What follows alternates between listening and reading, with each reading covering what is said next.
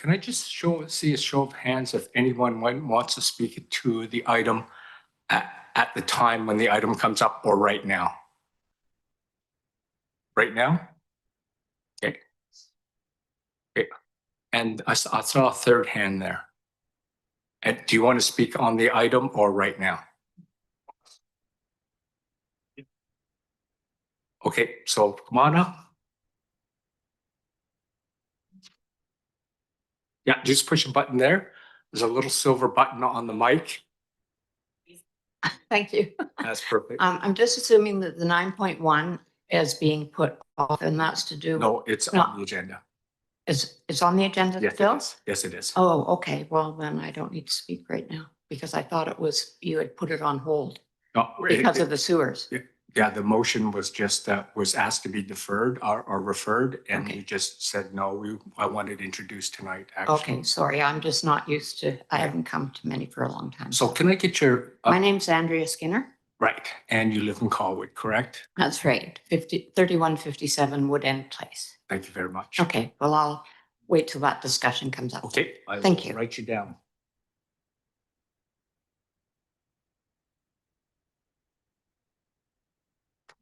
Okay, next, please. My name is Terry Phelps. I live at 561 Cedar Crest. So I just want to make sure on procedure, if I want to speak on 9.1, can I when it comes on the agenda, or would you like me to You say? can speak on it now, or you can wait till it comes up tonight. I'll wait till it comes up. Okay, Thank you. next, please.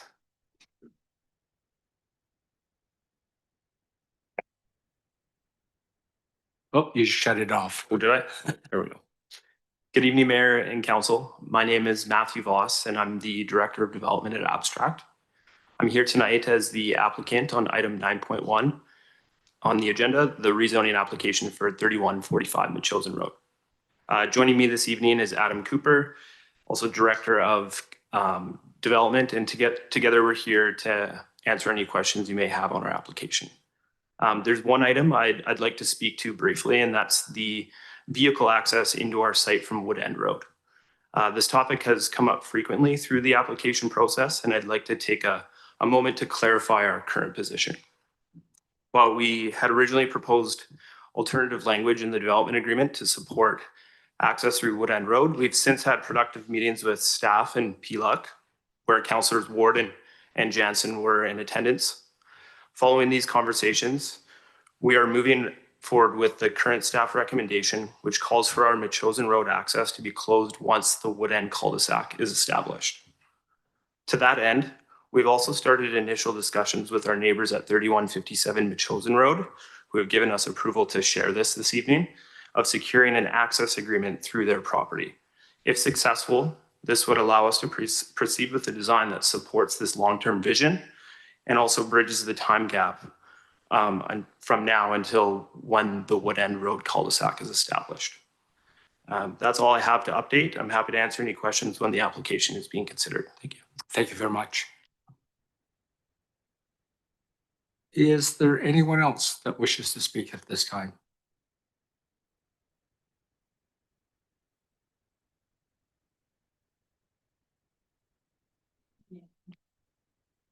Good evening. My name is Deb Bowman. I live at 3518 Promenade Crescent, and I am here to speak on 8.4, the dog on off leash concern that will be brought up later. So I'm happy to speak at that time. Okay, thank you very much. Thanks.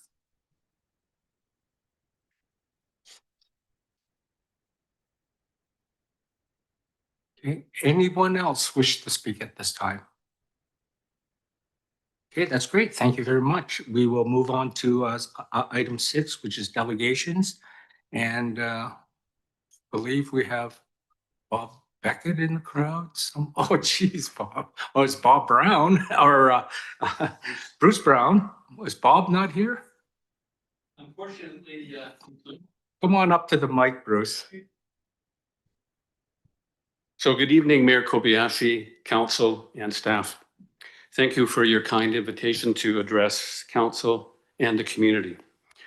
Tonight I have with me Brendan Strain, who is another volunteer with Vancouver Island Supports Ukraine, He's also a videographer and reporter with the CTV and has been on all 4 trips to Ukraine and does that on his own time and his own dime, and has been very helpful in producing videos that show what we do when we get to Ukraine and the results of our fundraising.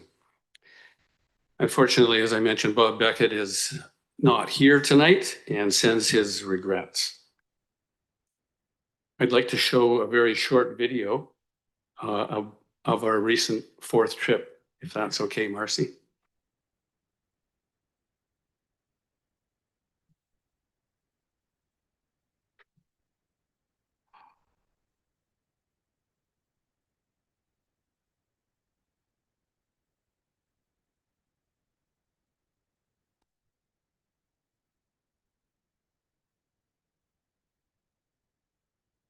Vancouver Island Supports Ukraine is a humanitarian group based in the West Shore. The team has now made 4 separate trips to that war-torn country on humanitarian missions. The team is currently working with 4 communities, including 2 hospitals. Every project that we did had some connection to children.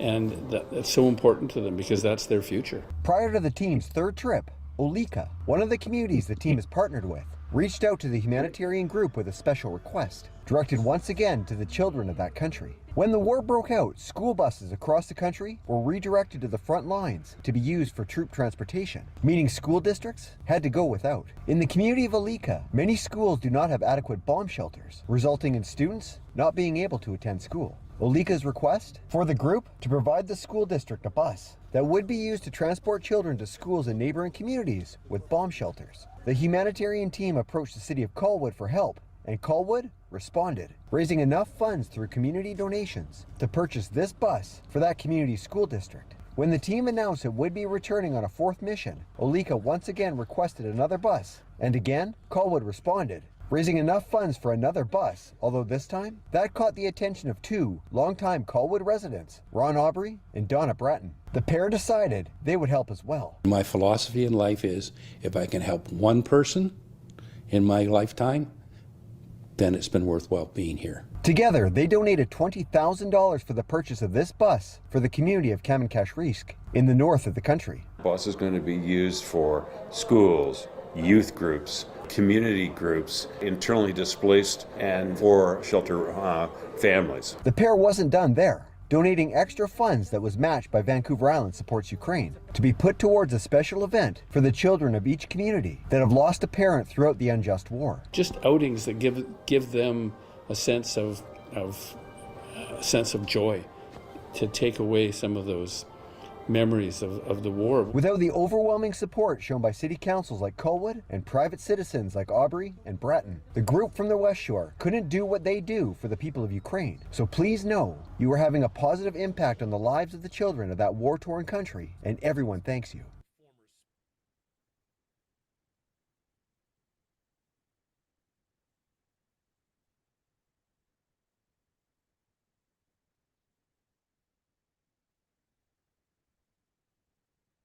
As was mentioned in the video, Ron Aubrey and his sister-in-law, Donna Bratton, really stepped forward and donated a significant amount of money to help purchase the 2nd bus.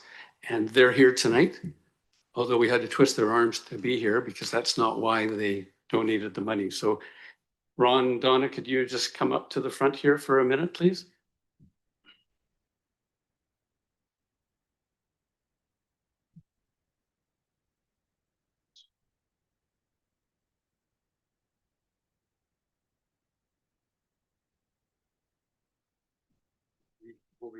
I'll just read one of them. We're honored to recognize Ron Aubrey and Donna Bratton for their generous donation, which was used to purchase a school bus for the school district of Kamenkashrisk, allowing students to be transported from rural communities to urban schools equipped with bomb shelters. With sincere gratitude from Vancouver Island Supports Ukraine.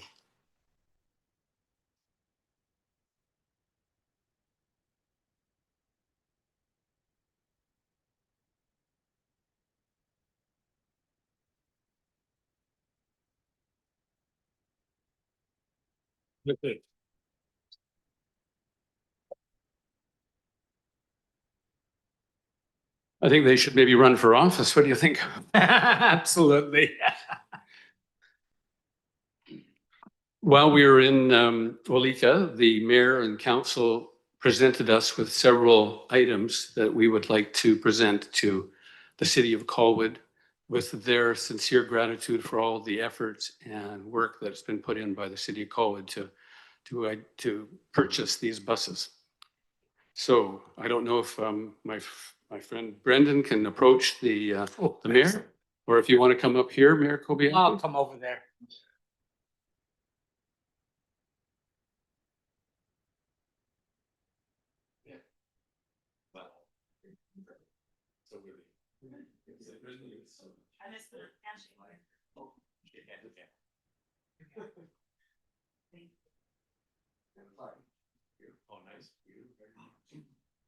Thank you.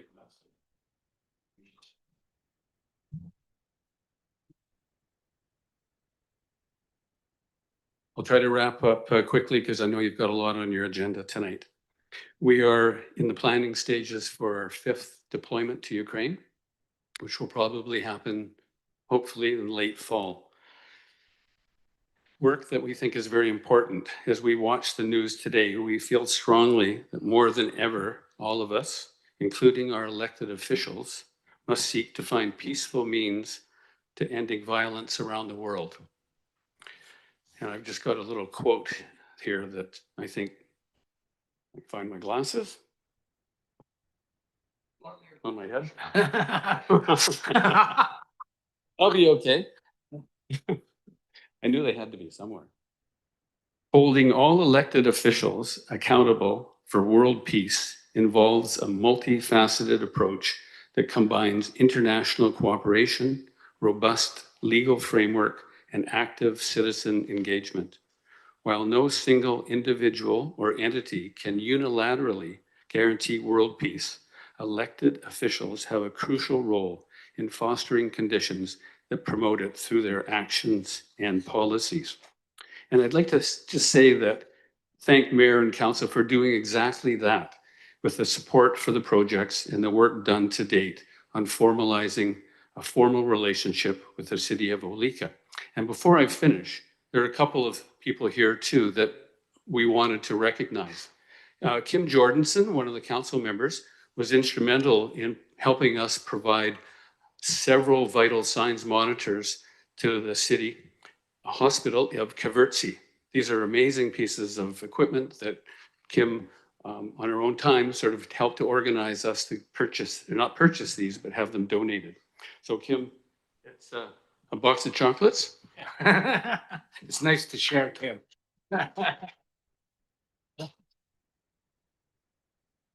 Yeah, thank you very much, Kim. I know that there may be other opportunities through VHA that we're going to have in the future. And the last but not least, we have a certificate to Marcy Lalande, who has done over and above efforts to help put together this Friendship City Agreement. So Marcy, do you want to come up here? Oh, yeah.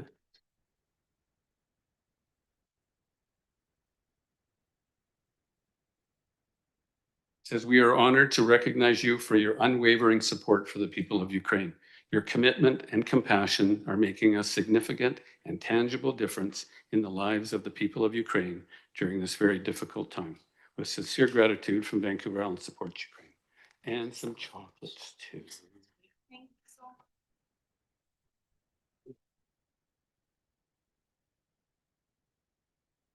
So that's it. So Brendan and I would be happy to answer any questions that you might have, either as a result of the video or anything that we've said.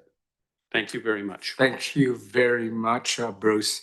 I just want to take this moment right here is just on behalf of the city of Colwood. I would like to express my sincere thanks to Vancouver Island Supports Ukraine, in particular the 3 Bs. I used to call you guys the killer bees, and in a good way. But, you know, between Bob Beckett, Bruce Brown, and Brendan Strain, phenomenal work. I just don't know how you guys did that. It's just phenomenal. I'm just so proud of you. Your outstanding leadership towards supporting the citizens of Ukraine is absolutely, truly commendable. You've guided vital efforts with clarity and vision, navigating immense complexity. I know how difficult that was. Your hard work has been tireless and deeply impactful, including countless hours of planning, mobilizing resources, and ensuring aid reaches those in need of it most. I've seen it. I've seen what you guys done. I'm just absolutely blown away. And underpinning it all is your unwavering dedication to the people of Ukraine. You haven't just seen a crisis, you've seen the individuals and families fighting for survival and a shred of normalcy. Your commitment really is truly inspirational. Thank you, Bob, Bruce, and Brendan. Really appreciate it. I'd also like to take this opportunity to thank Ron Aubrey and Donna Bratton again for your selfless donation. It's unbelievable. When I was told when you approached me and said you want to do that one, are you been drinking? Anyways, Ron, this is just typical of you and what you do right now for, over in Pioneer Cemetery. This just reflects of who you are. And I know you get embarrassed and you don't like this public recognition, but I had to recognize you because truly selfless. If it wasn't for Ron and Donna, we would not have been able to get to the finish line in a timely fashion for that last bus. So again, on behalf of everyone here, we offer our deepest and most heartfelt thanks to you and Donna. Thank you. I shall move on to the consent agenda. See, I told you I had a speech tonight. That's why I didn't want to do a mayor's message. Consent agenda. Sorry. Okay, so any member of council may remove any item of the consent agenda, which will be added to new business. And if not, may I have mover and seconder of the consent agenda for tonight? Okay, thank you. Oh, oops. Okay, you want to remove one item? Yes. Okay. The development cost charges report. Okay, that will now become 8.5. 8.5. Okay. Okay, move the rest. Seconder, please. Councillor Ward. Call the question. Any opposed? Seeing none, motion carries. Thank you. Okay, we'll go on to new business. The first item, I have the assistant chief. Am I calling you the right thing? Assistant chief here tonight. And also says is really, it's an amendment. It's actually, I'm just going to introduce right now.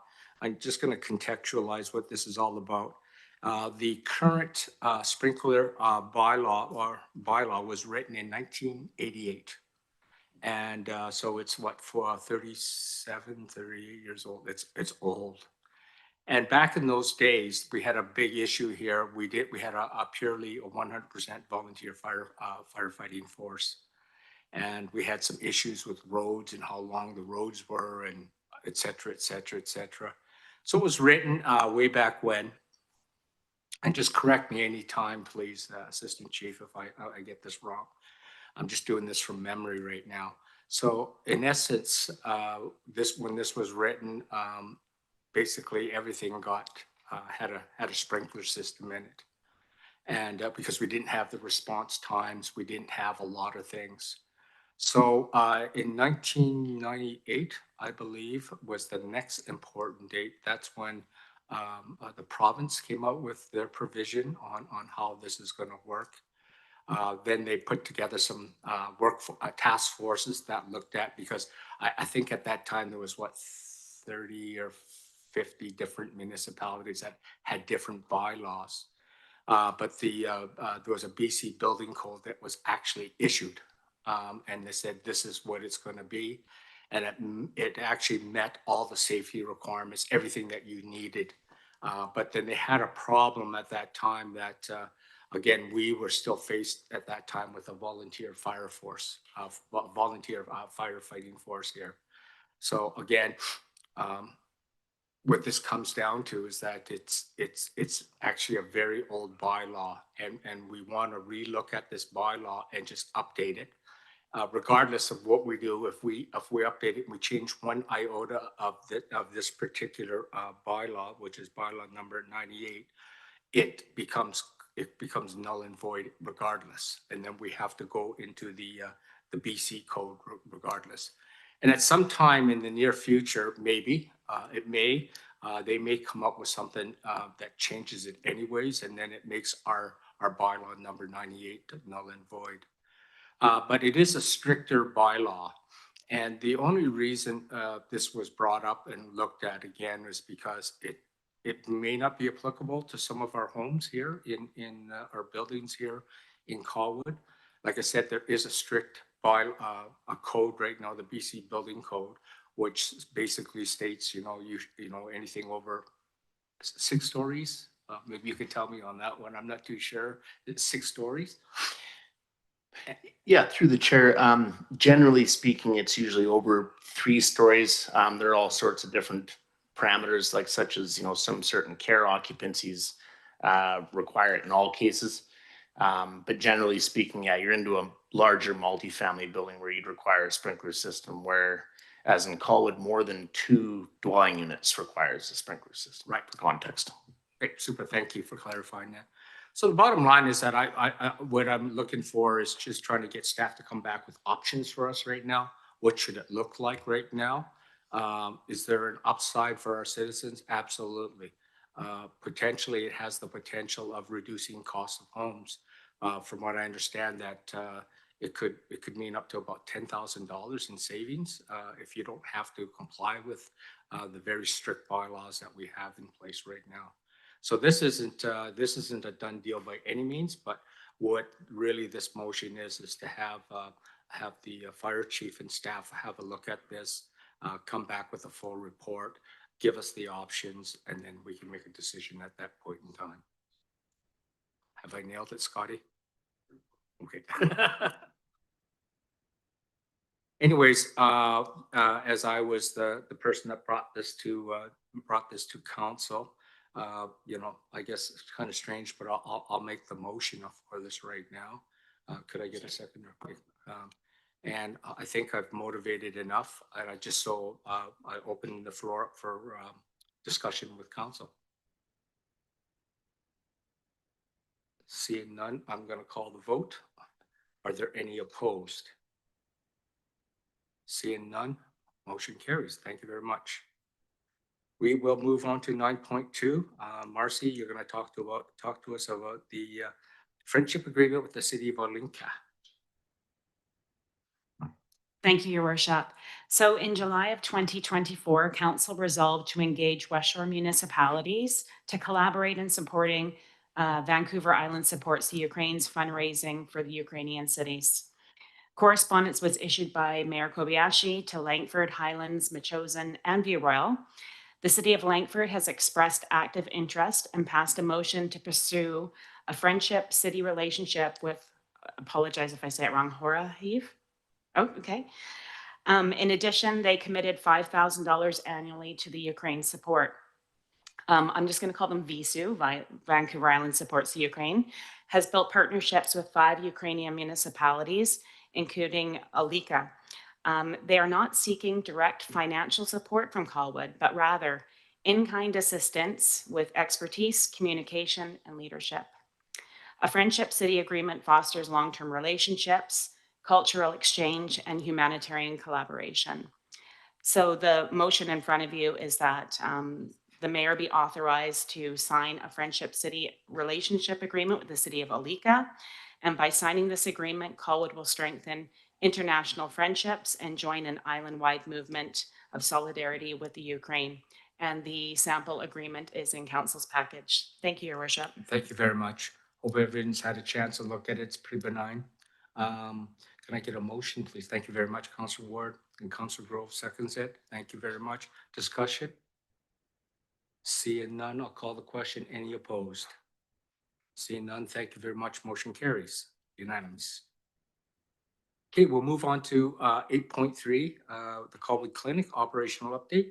Over to Jenn Hepting. Thank you, Deputy CEO. Thank you, Mayor Kobayashi. We have a brief presentation prepared for council tonight, really to give an overview on the last 6 months of the city's clinic operations. So as you'll recall, it was late last September where we received direction to proceed with the municipal model that had been presented for council's consideration. Late last fall, if we just flip to that first slide there, please, Marcy. Late last fall really saw us sort of finalizing and testing the business case that had been presented to council. Last fall was quite heavy in terms of sort of the administrative focus on behalf of the city, particularly our HR, our IT, our admin teams, in coordination with our medical director. So we actually have co-medical directors of the Colwood Clinic, Dr. Jesse and Dr. Nicole Puarchuk. There was a fair bit of time spent in terms of working with the Ministry of Health to understand the city's eligibility to participate within the longitudinal family physician payment model, which really is at the heart of ensuring the financial sustainability of this model. Much time, of course, was spent as well in terms of the branding and the recruitment and the promotion efforts. So it was last November where our team attended the Family Medicine Forum, and we really kicked off our recruitment efforts for the clinic. We just flip over. Thanks, Marcy. So the clinic opened its doors late January of this year. I am joined tonight by our clinic operations manager, Sabrina Poirier. And we started and we hired our first physician, Dr. Cassandra Stiller-Moldovan, and she is our lead physician. And so we saw our first patients late January. We were grateful for the partnership we have with the Pattison Food Group. We entered into the lease agreement for the current space that we occupy in Royal Bay. As you can imagine, you know, with starting a clinic from scratch, there was much work to be done in terms of establishing our EMR, our electronic medical record system, and ensuring that we get one in place that meets the need of our team. We are still working through, you know, how we can best find a system that will best meet our needs, and there may be a transition in the near future. Another really important aspect of this clinic was that of establishing an equitable method to ensure that as we connect Colwoodians to a family physician at the clinic, that we have a means to do so. And so we've been working closely with the province utilizing the Health Connect registry. And we'll speak in a little bit just about some of the challenges that we have had as we've gotten started. This clinic initiative has also provided opportunities for us to work closely, both with Health Ministry staff as well as Doctors of BC on some quality improvement projects. And as we reflect, if we just flip over there, Marcy, thanks. As we reflect on sort of the first 5 months, there's a number of lessons that have been learned and that we are learning. Certainly, you know, as you can imagine with any startup, particularly resource intensive, you know, the first few months really getting this clinic up off the ground, as well navigating much of the onboarding. You know, our efforts are to recruit physicians from out of province and out of country. And so as we navigate sort of the initial documentation and just establishing the ability to practice has taken time. But one thing that we are really proud of as we get into late June here is that a sustainable workload for these physicians is achievable with the model that we have proposed. And we are actualizing as we had intended, which is that the family physicians at our clinic can work a 40-hour work week with the majority of that time focused on patient care, while the operations and the city admin team can take care over the business aspect, if you will, of the the financial administration, the human resource administration, et cetera. We have acknowledged, the patient attachment system. It is our methodology for attaching patients to our clinic, but it hasn't been completely efficient. So we are working through that, which has much of our attention, especially as we gear up for this fall, where we will have a second and third physician starting with us.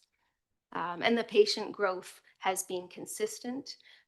We'd initially been given an indication that to achieve a full panel, which is considered 1,250 patients, that can take up to 2 years. We are progressing at a faster rate with our first physician there. If we just flip over to the last slide there. So in terms of the financial consideration, the majority of the time spent in 2024 was with respect to really the startup costs. So some research costs, both legal advisory costs, as we worked through and established, for example, physician employment contracts. So that was previous council direction in late 2023, was to utilize the corporate contingency budget for those one-time startup costs. With the endorsement of the municipal model, we did acknowledge that we would require some reserve funding until we were fully sustainable. Given how costs are actualizing to date, we do believe that once we have 6 full-time physicians, that we will be financially sustainable for this model to continue. So to be clear, we do believe today that we won't require property taxation to support the continuation of this service. And I referenced last slide, but I think the next slide is the last slide. So when we just look at a couple of the metrics with respect to our activity to date, the first full year of operations, we were targeting 3 physicians. We do believe we will actualize that, and that's based on contracts that exist today. Recruitment efforts continue, and it'll be into early 2026 that we'll be looking to hire our second medical office assistant. Daily patient volume right now is based on 6 hours of direct patient care. We're averaging 18 to 24 patients, and we anticipate that that will continue per physician. And so with that, we're pleased to answer any questions that council may have. Thanks very much, Jen. Nice and concise. I'll open the floor to council for this questions. Councillor Day. Thank you. You mentioned in your presentation that there may be a transition in the near future. Sorry. I'm just wondering what you were referring to. Certainly, I was referring to the tool that we're using for our EMR system. That's for onboarding Our patients? electronic medical record system, so Okay. the software that the clinic utilizes. Okay, thank you. Any other questions? Seeing none, that was for information only, I believe. Okay, thank you. Thank you very much, Jen, for the report. We'll move on to 8.4, and I believe we had a speaker to speak to this one before we start the, this is the leash requirements in parks. Speaker?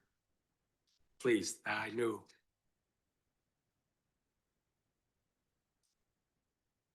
So my interest in this came from a trip I took to a park, Herm Williams Park here in Colwood, with my granddaughter, who was at the time 2, and trying to keep a 2-year-old off of the ground or away from sand in a park is very difficult. And as we navigated our way around and through the park, we found the park to have a significant amount of dog feces, probably about 8 or 9 piles of dog feces within the park. Sorry, this is not the most wonderful topic.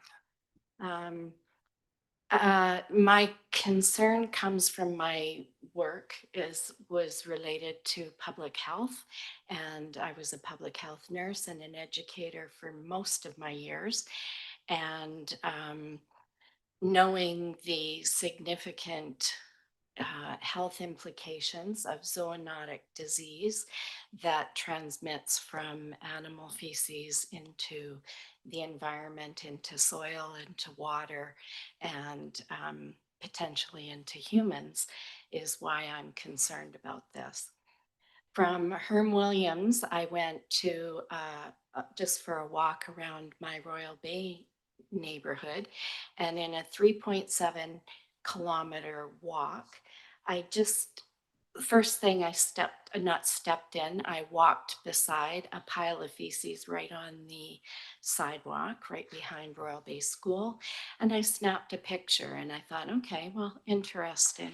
As I carried on walking, I collected 15 pictures that day of dog feces in my 3.7 kilometer walk around Royal Bay. And the implications with rain and washing the feces down, it's not picked up. These are dog owners who are not picking up after their pets. I know there are a few bylaws that apply. One is that dogs are not to be within 10 meters of play apparatus, which in Herm Williams, that wasn't followed. Dog owners are to be picking up after their dogs, and obviously, quite obviously, we all know that they're not. And I'm just concerned as a citizen about that, and about diseases now jumping from animals to humans. It's not been documented from dogs yet to humans, but as we all know, that's a potential possibility, and we've all undergone COVID-19, bat to human transmission. There have been now cases of avian flu jumping to humans, and it's a belief of public health that it's only a matter of time for this stuff. So I would like to see something for enforcement with people with their dogs that are not taking care of their pets' waste. Thank you very much. Byron, our current bylaw doesn't cover that, does it? To be honest, Mr. Mayor, I don't know. I'd have to have a closer look. Unless our CRD partners would know. It does. Oh, they should know. They're the enforcers. I can tell by the uniform. Owners are supposed to pick up, but we know they're not. But I've seen signage around too. Like I will agree with the concerned citizen that unfortunately there's some. I mean, I'm a dog owner, but you know, I know they supply enough poopy bags around all over the city. There's no excuse for not doing it. But may I also say I'm an owner, a dog owner. I love dogs. I'm not a NIMBY person. I love dogs. It's irresponsible owners that I have a concern. thank you. So yeah, I don't know what more we can do about enforcement. I see the signs because I see, well, I think those are private signs, the ones that they have the dog that's squatting and with their little red circle around it. I see that all over throughout Royal Bay. Do we use signage ourselves in from the city? I don't know. I don't have my finger to the pulse personally about signage unless Gord is in the room. Well, there he is. Yeah, we do use signage to pick up after your dog, but there are many, Royal Bay does them as well. There's lots of private signs out there at all our bag, where we have all our bags for dog poop. Yeah, that's dog been food bags. Yeah, so we have pick up after your pet on all of those as well. Yeah, I think this is probably, we're pretty aggressive here. Like I see there's bag dispensers all over the place. Is there any ideas on how we can, I mean, we only have so many enforcement officers, right? This is a tough one, I think. Perhaps this is a repeat offender and we could do a sting on them or something like that. So please forward concerns through action requests to Colwood or through our CRD partners. We'll address them and prioritize them as we see fit. So okay, fair enough. Counselor Jordison. She's got a great idea, I know it. I wish. No, thank you, Mayor. I just had a quick question. Can we, I've actually seen the signs on people's lawns where it says it, basically no feces, no nothing. Can a property owner actually, is that legal? Like, can a property owner actually say you can't, that can't happen on their lawn? Like, is that a thing? I'm not prepared for that question. I would assume that that's not allowed on a trespassing basis unless you have anything else to add.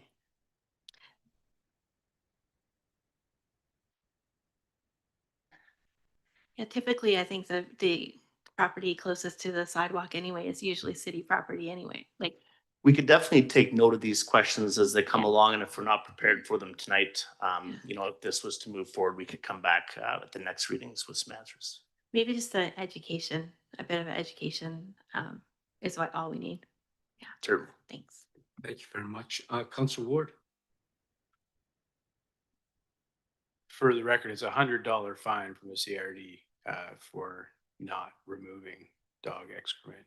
The enforcement is the issue, not the penalty, but it's unrealistic, I suspect, to have a bylaw person posted on every corner to deal with it. It's just an unfortunate thing that, you know, hopefully it comes, you know, we maybe have some other ideas that come back to council, but at the end of the day, it comes down to personal responsibility. It's a talk to your neighbor kind of thing. And unfortunately, there's some irresponsible pet owners that, you know, put the rest of us in a bad light. And the abdication of personal responsibility can't always be dealt by legislation. We can't govern those folks who want to be ungovernable, unfortunately. But I would like to bring the meeting kind of back to the topic at hand. I understand Byron is actually going to present here on item 8.4. We're kind of feeding off the public participation. Maybe we could go on with that, Mr. Chair. Thank you very much. We'll move on. Yes, Counselor Day. Thank you. Not the first time that this has been debated around this table, and there aren't a lot of really good methods out there, but I just wanted to suggest that it's more of an awareness building campaign maybe that is needed with some concentrated efforts, maybe even with temporary signage to try to make a change. I know that personally, I've walked quite a bit through the Royal Bay neighborhood. There's some really great trails, especially for dog owners. There are some issues, including not picking up after your animals. One of the strategies that I have used is to bring my roll of dog bags with me on my walk, with or without dogs, and do a cleanup, because the less there is there, the less people believe that it's acceptable. But I mean, it still needs to be part of a bigger campaign. So I just would suggest that we consider whether or not we have some capacity to do a bit of a reach out to our community to remind them why it's important and what difference it makes. Okay, we'll move on. Thank you very much, Counselor Day. Over to you.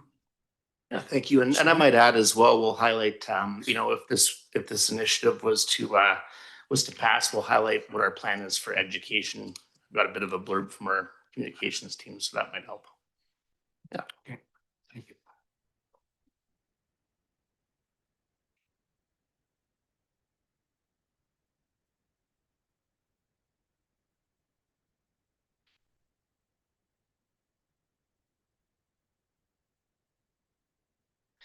Yeah, so good evening, council. So we're here this evening with our partners at the CRD to mainly discuss harmonizing our animal control bylaw with the council endorsed parks management plans, proposed changes to the way dog incidents are classified, and to amend CRD fees to reflect what is currently being charged as a housekeeping item.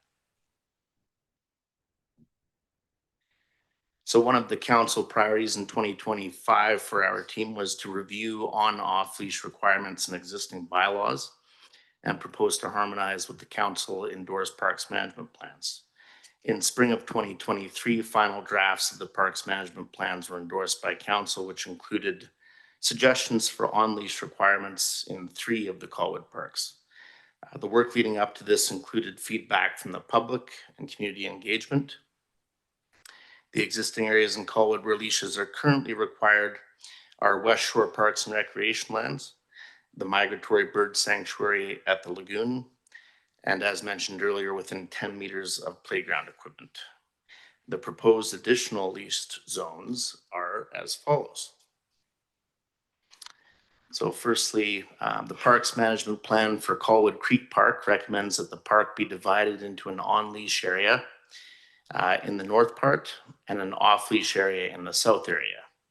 This park is well used by dog owners and cherished by many as an off-leash spot. The Parks Management Plan for Havenwood recommends that leashes are required throughout due to environmental sensitivities. Similarly to Havenwood Park, the Parks Management Plan for Latoria Creek recommended leashes being required throughout due to environmental sensitivities. It is presumed that many residents of the Royal Bay neighborhood desire an off-leash area for their dogs. While the Latoria Creek Park Plan includes a recommendation for leashes, the Royal Beach Parks Plan that will be constructed includes an area for off-leash.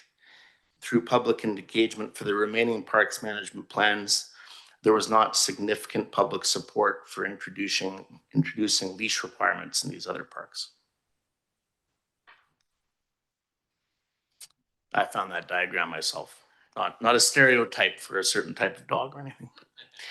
Our next topic is to improve the method of classifications for dog incidents. So the current language in our animal control bylaw is based off the Community Charter for Dangerous Dog classification. It is considered to be an all or nothing approach, and a dangerous dog classification is not considered suitable necessarily for aggressive behavior or more minor injuries. Some of the differences between aggressive and dangerous dog classification are as follows. I can't read that, so I'm glad that I wrote this down. Some of the highlights would be the incident itself. So for aggressive, it would, the dog showing aggression or a minor injury. For a dangerous classification, that would be a more serious injury or even the death of an animal or a person or repeated attacks. The control measures are another highlight.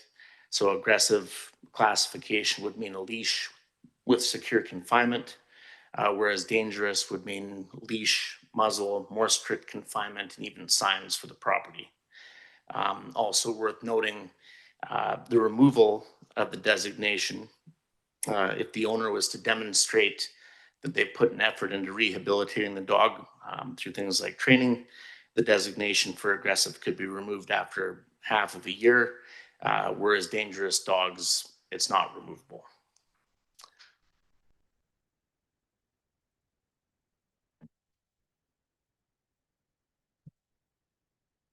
Lastly, one of the main topics for this evening is a housekeeping item to reflect CRD fees that have changed recently. Apologies if that's not very legible, but when we get our partners up here, we could explain what the kennel fees are that have changed. We'll go back to this. Yeah, so that concludes our presentation. Mark Grohl, who's Chief Bylaw Officer, and Coral Henderson, who's the Senior Administrative Officer with the CRD, are also here to help answer questions. Thanks very much. Appreciate that, Mr. Grant. And I'll go to questions from Council Ward.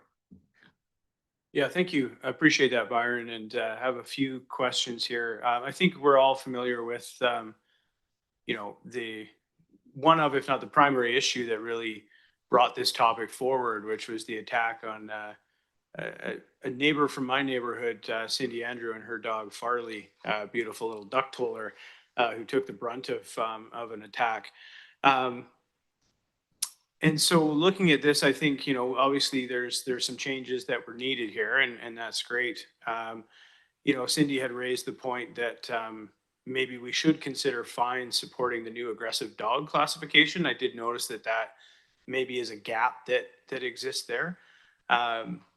It would seem to me that that a financial penalty there might be merited. She raised the point that there's 9 fines related to a dangerous dog, but there's none for an aggressive dog, particularly an off-leash aggressive dog, which I think is something we need to look at. Enforcement, I think, is at the core of the issue as well. With respect to the CRD, like I think we need to find a way to better manage that relationship. We had a situation where someone was attacked quite violently, and at the end of the day, it was sort of deemed a category C, and there really wasn't much in the way of action. Certainly nothing that I think that placated the community. And I guess that's it. I'm here to be the voice for residents, and the community was not pleased with the outcome. Certainly the many people that knew Cindy and know the attack, it just didn't seem like it went far enough. So I think there's a room here, not only to create this framework and these fines and these structures, but determine, okay, how do we actually ensure that it's enforced? How do we communicate with the CRD in such a way that Colwood has some control on the outcome here? We are the ones representing our residents. We need to make sure that justice is done, so to speak. And then I think I had one other point here. Sorry, write it down. It's on the aggressive dog one too. It's also, at the end of the day, who will determine, when is an aggressive dog? What classification is an aggressive dog versus, an aggressive dog that is now, as you said, 6 months later, kind of deemed to have gone through training? Who vets that? Or is there going to be designated trainers that are approved by the CRD that Colwood can also sign off on? I mean, what does that partnership look like? I think, at the end of the day, I just think we need more control. And I'd just like to have that reassurance that if something occurs again, we aren't in a position where we apologize on behalf of inaction from the CRD. So, Chair, if I may.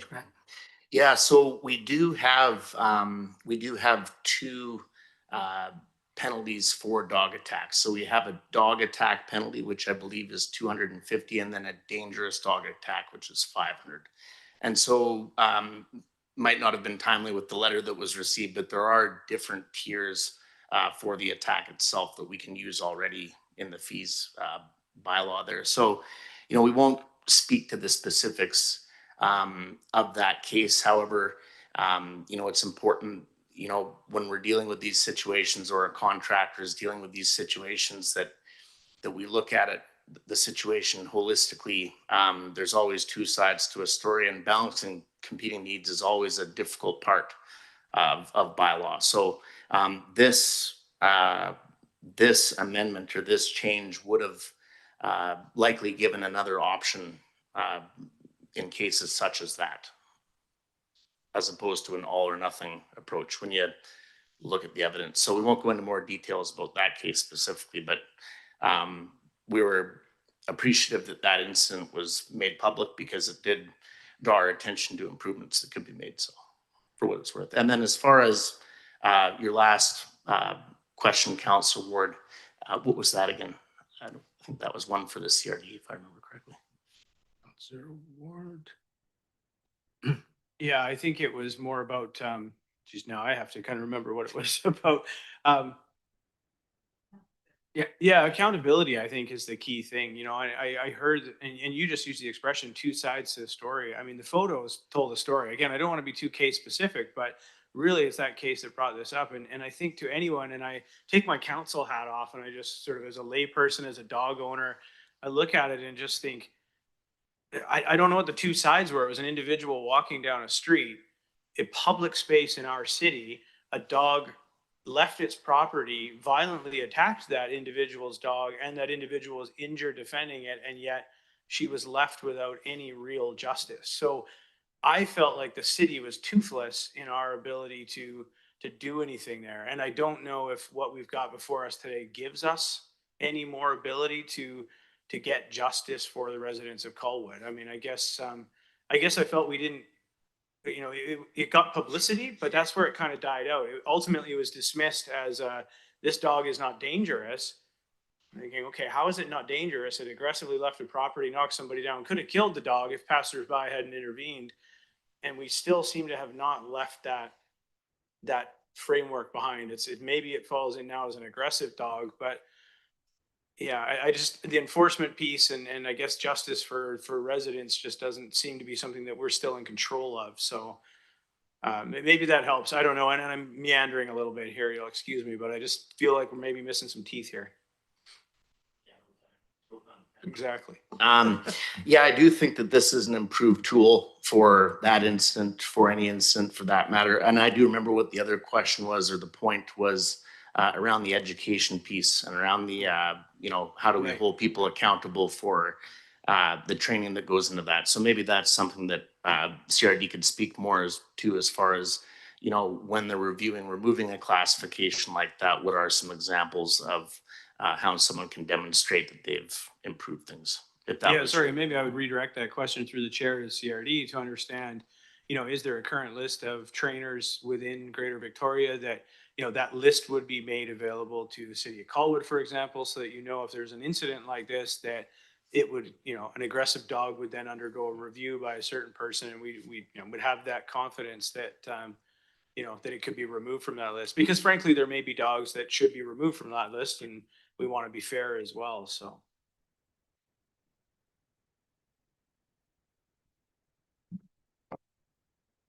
Mark Group, Chief Bylaw Officer. Sorry, just so I'm clear on the question. I believe we're already doing that. So whenever we have attacks, we already engage the clients whose dog is the aggressor, and we suggest, because that's all we can do. There's nothing in a bylaw or any other legislation that gives us authority to impose that ask. But we still do it anyways as part of sort of our operations. And I'll say in most cases, not 100%, people will make an effort. That applies to the dangerous dog declaration, because currently we will actually reassess it because that's all we have. We don't have the in-between, the median, which is the aggressive dog designation, which Byron has mentioned, we need to have in place. We go from 0 to 100. So everything in between, which is where most of the attacks lie, we don't really have anything other than our own imposed dangerous dog caution. We've cautioned people a number of times, but this aggressive designation will give us much more latitude and control over these situations, especially that there is a redress and an appropriate fine. Thank you. Just to clarify on, because I'm not too clear, the one question that Councillor Ward stated, like he mentioned about, and I found that also that Appendix B, I think it was, the schedule with all the fines. I agree. There's nothing about aggressive dogs in there. It's, like you said, you personally said dangerous dogs, but nothing about aggressive dogs. Yeah, sorry, through yourself, through the chair. That would be the dog. There's a dog attack fine, which we would use for aggressive dog classification. And then there's a dangerous dog attack, which is double the amount. So we feel that there are appropriate fees and charges relative to aggressive and dangerous. So that's going in there. It's not there right now. Already there. It exists in our MTI bylaw. Okay, thank you. Thank you for clarifying that for me. Okay, Councillor Day, please. Thank you. My question is to the CRD, I believe, because what our citizen has reported to us about a particular incident was that she had a very difficult time getting information from the CRD as to the rationale why the Part C was not considered once you deemed the injuries were not considered significant. So I know our citizen well through other endeavors that we've been involved in. I know she's very thorough, and I would hope that she's trying to report out to us her experience, not to complain or to create problems for anybody, but to try to improve our system so that we could make it work better. So there's a lot to unpack there, but the letter has been written to us to try to protect people who may run into a similar situation in future, and just offer some valuable feedback on how this worked in real life. So let's use that to improve. So what could we do differently so that it's not so hard to get information about why a particular Part A, Part B, or Part C is determined, and what the final report is, because even that was difficult to get, difficult to attain the final report.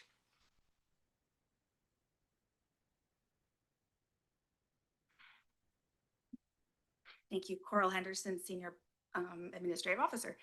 The first thing that needs to be done is exactly what's happening right now, is an update to the bylaw, because the current bylaw only has one level when a dog is acting aggressive, which is right to the dangerous dog declaration, which puts on a lot of restrictions to a dog and basically sentences its life to a cage and a muzzle. So when looking at the totality of the situation, we have to determine where it sits in, with an attack, and understanding that, this is a scary experience. We totally value that, and that's part of the decision. So first thing, changing the bylaw, what we're doing now, adding the aggressive, has those steps. And then with that, adding fines. So when you update the bylaw, you will add extra fines to any of the sections that you would add into the bylaw. So that'll be part of it. And then when it comes to accessing information, we're held to the same laws as all of other governments, that everything's protected under FOI. So everything has to go through that. We can't just submit a final report to somebody regarding that. It has to go through the right process. And we do have an FOI department that processes that. Sometimes people want the answer right away, but the investigation isn't complete. So we don't have it all for you. So to FOI at that time, you're going to be missing some information. So we just encourage people to wait till the investigation is complete, and then they can put in an FOI request. All right. And do you have a matrix for determining whether it's a dangerous dog or an aggressive dog? Yes, we do now. We're utilizing some research, believe it or not, from out of the US, referred to as the Dunbar scale. And this is something that's gained traction right across the province. We just haven't, or I don't know of any bylaw or any community that's adopted it or included it into the bylaw. On the face, it looks like it would be a great idea to have that available to citizens. But we're careful at this point because it's from the US. When I first assumed command of this department, we were not really relying on anything. It was purely an opinion, if you will. This is now a metric that's available to citizens on the internet. And we actually, we even sometimes provide a copy of it to citizens, which I think we may have in the case that's being referenced. And that's what we're using. And what we're finding is it's consistent, it's science-based, it's consistent. And for those who are not aware, we have 9 other communities and 3 electoral areas that we deal with for animal control. And we've been utilizing that since my arrival almost 4 years ago. And it's working. I mean, sure, you get the one-offs where someone's not happy with the result of our decision, but we're confident that it's well-grounded, and we welcome feedback from people. We've had the odd 1 or 2 say, well, it's from the US, why not Canada? But the reality is it's all we have. It's all the animal control departments across the province are starting to utilize it. So that's our metric right now. Okay, thank you. And my next question is for staff, where we're designating the off-leash areas. It would appear to me that a number of those areas include the entire walking path, for example, on one side of Colwood Creek Park, the walking path at the waterfront at Royal Beach. And the reality that I learned fairly late in life is that it's not always the big dangerous or more dangerous dog that is the instigator of incidents. For example, I was tasked with looking after someone else's dog briefly, who was not friendly easily with other dogs. So of course I would walk the dog on a leash, but that doesn't mean that everyone who has a cute, fluffy 7-pound Pomeranian like I did would also have their dog on a leash. So the cute little fluffy friendly dog, don't worry, my dog's friendly, but they haven't thought about the fact that maybe the dog that I'm walking isn't. And having that small dog run up to the larger, more powerful animal could instigate an attack that I would then be held responsible for, walking the larger, more powerful dog. So as we're creating our off-leash areas, I'm concerned that we're segregating those portions of the park so that people who would not be comfortable with an off-leash dog running up to them like someone with a larger, more aggressive dog, or someone with small children who's not comfortable with dogs, or someone trying to get some activity who has mobility issues, who would normally find Colwood Creek Park to be the most accessible park we have for them, is now being precluded from using those areas because they've been designated as off-leash areas. There's no fences that are separating those off-leash dogs from the people who don't want to be in contact with them. Is there any provisions? So to be clear, through the chair, to be clear, Latoria Creek Park is leashes throughout the whole park. Havenwood Park, throughout the whole park, leashes are required. And then half of Colwood Creek Park leash and then off leash. So the concern is control of the animals in the off leash area of Colwood Creek Park, and then the other ones that aren't labeled as leash parks. We can note that question and then return with a good answer for you. Sounds good. I'd rather do that. And then if I could add too, for a bit of context, as far as a blurb for communication goes. So should council proceed with the proposed on-leash designation, staff will update the existing park entrance signs to include the on-leash requirement. We'll add new pet responsibility signs to ensure park users are informed of the change.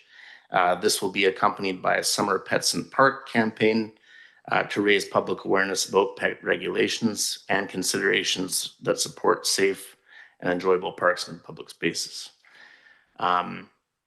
Also wanted to add back to our other topic that, you know, if we can pull one silver lining out of the incident that we're referring to as well, as council is aware, we on a biannual basis report bylaw activity.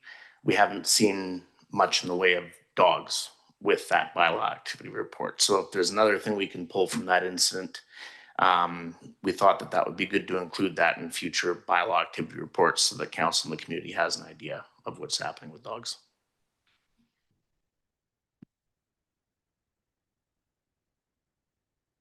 I have 3 questions myself, and just for my own education here. So if I understand it right, this was a great learning experience for me. I didn't, until we had that accident or that incident, I didn't realize that, I knew you guys were the enforcers, but, I didn't know, I didn't really understand the adjudication process. So you guys actually go out and investigate it, and you guys are the adjudicator. We just stay out of it. It's kind of different for me. So I'm understanding it. I've come to grips with it. So I just wanted to confirm that, number one. The second question I do have though is, you know, I guess from what I understand from your report, we pay for half a person per year, right? So is that like is that proactive or reactive? Do you guys like actively patrol? Half a year, like, you know, what makes up a half a year, so many days per month, or every other week, or how does that work right now? There are some set hours prescribed in the current contract, but I will qualify, this contract will be coming back to the table here at the end of this contract period to introduce a new model that may address your concerns specifically, because the contracts have been in play for easily over 10 years and haven't changed. The scope of the work really hasn't changed. So we, at this point, it's probably safe to say we try to do, regular patrols as best as we can. But you have to understand, even if it was a half-time person, that's only so many hours a week. Yeah. We are, for the most part, as a reason, one of the drivers of why we're here today, the dog attacks, they have steadily increased over the last 5 years, if not 10 years. They are consuming the majority of those hours. So we have spoken to staff about it, and of course they're very receptive, and hence the reason this is perfect timing. Yes, that incident is also a driver, and it's regrettable that it occurred, but it's occurring in every municipality. There are more people, more dogs, and more issues, but the CRD is doing everything possible just to keep our head above the water. But hopefully that will be addressed with the next contract renewal. And hopefully we'll come up with more robust changes. That's why we're part of this process with the staff. And I just wanted to touch on Councillor Day's issue. She brought her question. There are provisions that can be included in an off-leash park. Other communities have them. So it's a great question, and it's something that I know Byron will make a note of, and we'll certainly collaborate. I think it's a good point. We should probably have some metrics in there, if you will, that give us the ability to walk into those places and make sure it's not just a free-for-all. Thank you. Okay, thanks. No, your grace, your job is tough. I always say that about bylaws. I mean, you have to have a certain personality, that's for sure. I could never do that. So, you know, phenomenal what you do. So I respect you. So like I say, there's a lot of gray areas, and I do understand that. I mean, you look after all the CRD, all 13 municipalities. How does, like, is there that one municipality that has the ideal bylaw, would you say? And if so, who is it? Thank you for asking that. The District of Saanich is a new contract for the CRD as of 2021. Their bylaw already includes the aggressive designation and the dangerous. So we were piloting it because Saanich is quite large, so their complaint volume is quite large, and been very successful in reducing dangerous dog declarations compared to what they were doing before, and increasing the aggressive dog designation removal, which is basically promoting dog owners to get training for their dog. And that's the point of the aggressive, to give them that opportunity, which is what we're doing, is trying to educate them, because the dangerous dog declaration just basically damns the dog for the rest of its life, and it has a muzzle, and it's not a life for a dog that probably just needs to be trained, or the owner needs some training on how to handle their dog. So the CRD is developing an animal responsibility bylaw, which basically puts the onus back on the owner, rather than the antiquated way of when the bylaws were created, they were created to manage dogs, basically, and dogs run amok and all that kind of stuff, right? So now it's to put it back on the owners, and that's why the penalties are higher, and there are things that the owner must do to change the behavior of their animal. So Saanich is a great example. We're modeling it after that. We got some great changes to that, but Byron has taken all of that from us as well. Good man, Byron. Copy the good one. Make it better. Super. Thank you very much. Next time you're out on a cruise, you have an officer out this way, tell them to give me a call. I want to go see what they do, actually. Be kind of cool. Yeah. Okay, thanks. Thanks very much. Well, sure. Councillor Day. Thank you. I forgot to mention, in the page 6 of 35 on definitions, the definition of a guide dog with guide dog means a dog that is trained as a guide dog for a disabled person, please, because more people than just blind people need guide dogs. Noted. Thank you. Thank you. Thank you very much. And I guess we just need a motion then, right? Motion. Okay. Councillor Grove, seconder. Councillor Georgeson. Discussion.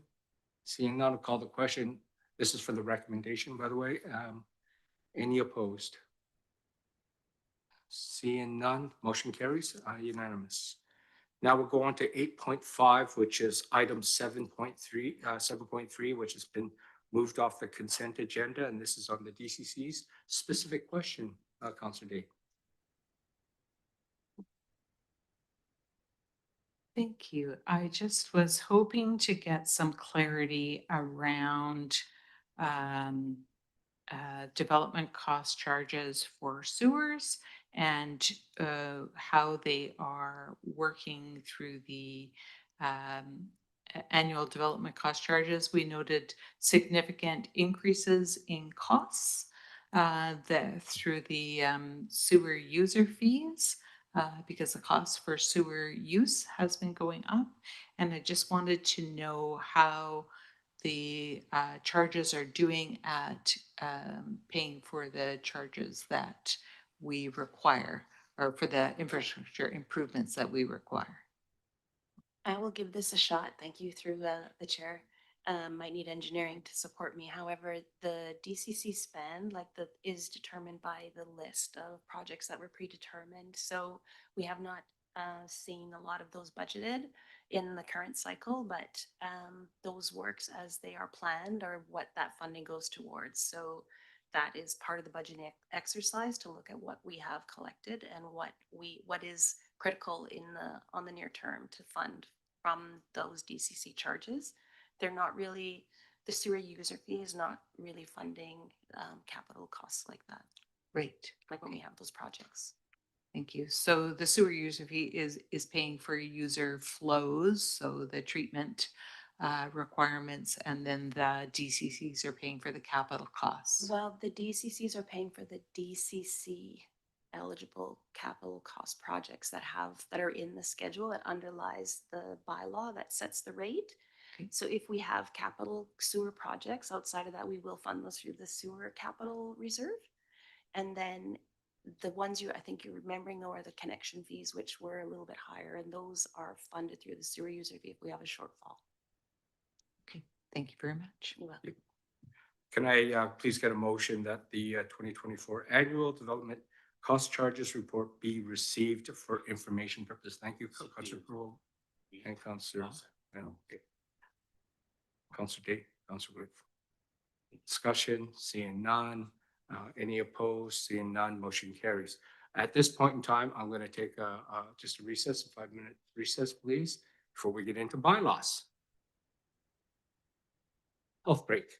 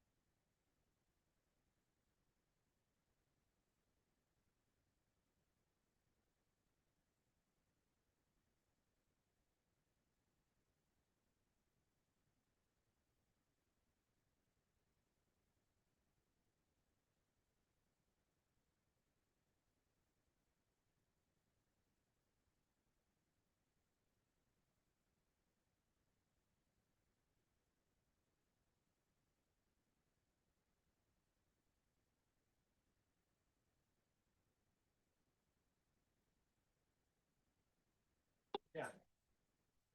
But in the, right, retail use.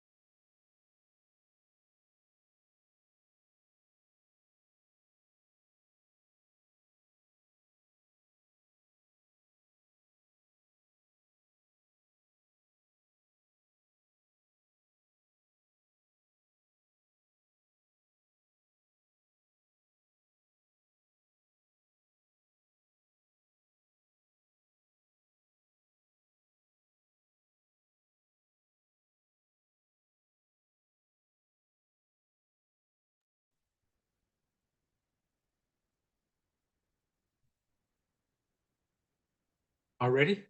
Okay. Okay, ladies and gentlemen, we're taking it back out of recess right now and we'll get into bylaws. 9.1, which is the rezoning application for 3145 Metchosin Road, bylaw number 2054 for first reading. And I think someone wanted to talk to this one. Someone from the public? Oh.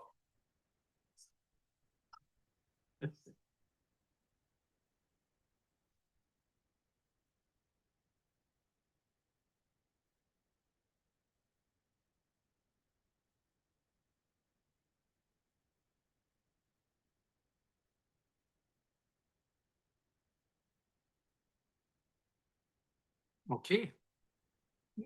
It's a public hearing or a public participation time for bylaw number 2054. That's 3145 Metchosin Road. If you'd like to come up and speak at this time.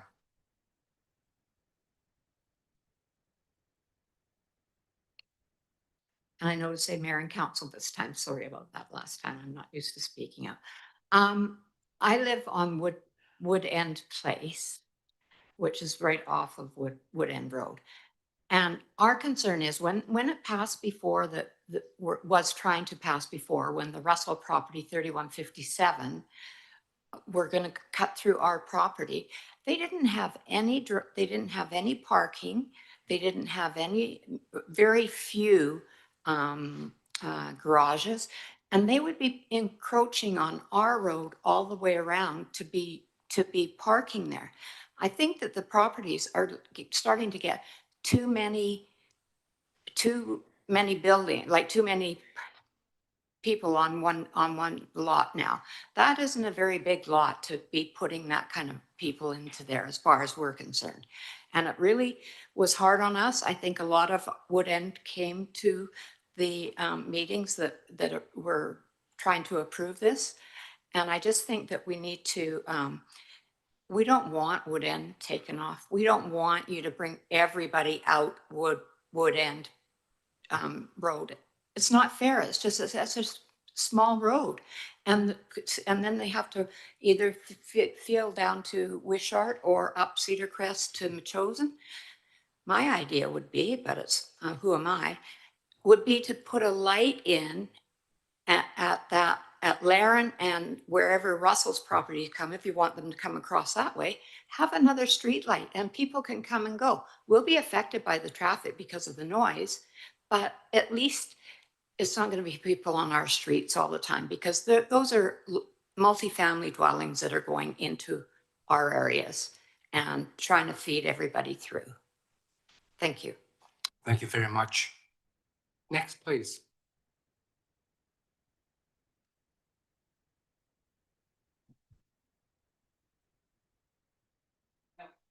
Now it is. Thank you. You'll probably like it when it's off. Just like to thank council and the mayor for the work they did in our community already. It's great living in Colwood. You guys do great work. Thank you very much. And as far as 3145 Metchosin, I live at 561 Cedar Crest, so I'm like right behind the north side there on Cedar Crest Drive. So if I looked at my backyard, it would be looking straight this way. We need development in Colwood. There's no argument there. And I think Abstract is just a great firm, by the way. They've done really well in the city. Their developments are fantastic, and they've added a lot of value in our community. So in terms of the firm proposing it, they're an excellent firm. I just think it's the wrong proposal for this neighborhood. Because you're talking 23 units going up and automatically increasing the density. So you're adding like what, 40, 45 cars or something like that. The parking design of the project where you have them stacked in the garages, you're going to end up not with, in my opinion, and some reading I've done, that this becomes another storage area of the garage, and the amount of parking will be increased in the neighborhood. As far as the Wood End proposal to hook up traffic that way, that is going to absolutely alter the neighborhood. Like, you know, if you go to the Urshel community plan, you say you want to maintain the integrity of the neighborhood, the vibe of the neighborhood, that's going to destroy it. The suggestion by my neighbor was great. when you have it at Laren. As a matter of fact, I remember when they originally developed back there, when Mr. Saunders was new chair, sir, that that was the idea that one day they're going to connect Laren with some lights and regulate it that way, which the neighborhood was really quite in favor of. But the only way you're going to, change this proposal to my small liking would be, oh, I'm done. Sorry. Thank you very much. Cheers. Next speaker, please. I'm 3145 Metchosin. Yeah, sure. Hi, I'm Mark Salmond. I'm at 3143A Metchosin Road, so I live right next to the property. We also have a family daycare right next to the property too. So one of our concerns, hey, progress, totally get it, I get it, but the development of that's what they're looking for is concerning to us as being 3 stories, looking right down to backyards of all that into our daycare. So with the children and certain things. So is it the right fit? I don't, it just seems to be rather large. And I know they were going to be putting, it was mentioned about a large privacy fence, but it'll be a huge wall going all the way down the property for the daycare. So it's all about, yeah, we have concerns about the daycare is what we do as for the privacy for that. And we do get, at least it's the size is more what concerns us. So thank you. Thank you very much. Appreciate your feedback. Anyone else wish to speak on? Thank you. It's first for everything, right? I promise we don't bite. Oh, great. You might bite our head. We don't bite. I grew up in Colwood, moved here on my first birthday. Grew up here, went to all the schools, loved the neighborhood. One of the things I loved about Colwood was that's it, your neighborhood. Who's in your neighborhood? Your kids, all of that. Has anybody done a transportation study of Wood End Road?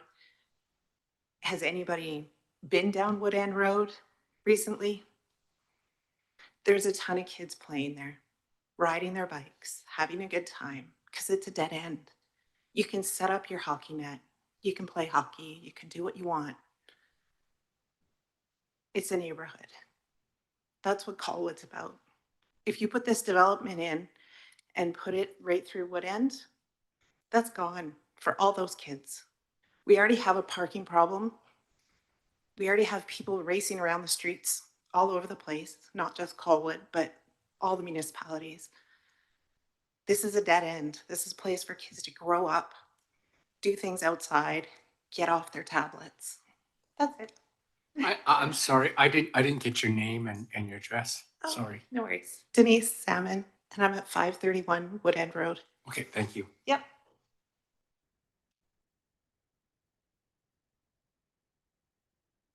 Anybody else wish to speak at this time? Seeing none, I'm going to turn it over to Kelsey. Oh, there you are, Kelsey. Is it who's doing this, Kelsey or Yasmin? Kelsey will be introducing rezoning application 3145 Metchosin Road. We have a presentation for council that we can go through at your request, and the applicant is here to answer any questions as well. So if you want to hear the staff presentation, we're prepared to do that tonight. I would, please. Thank you.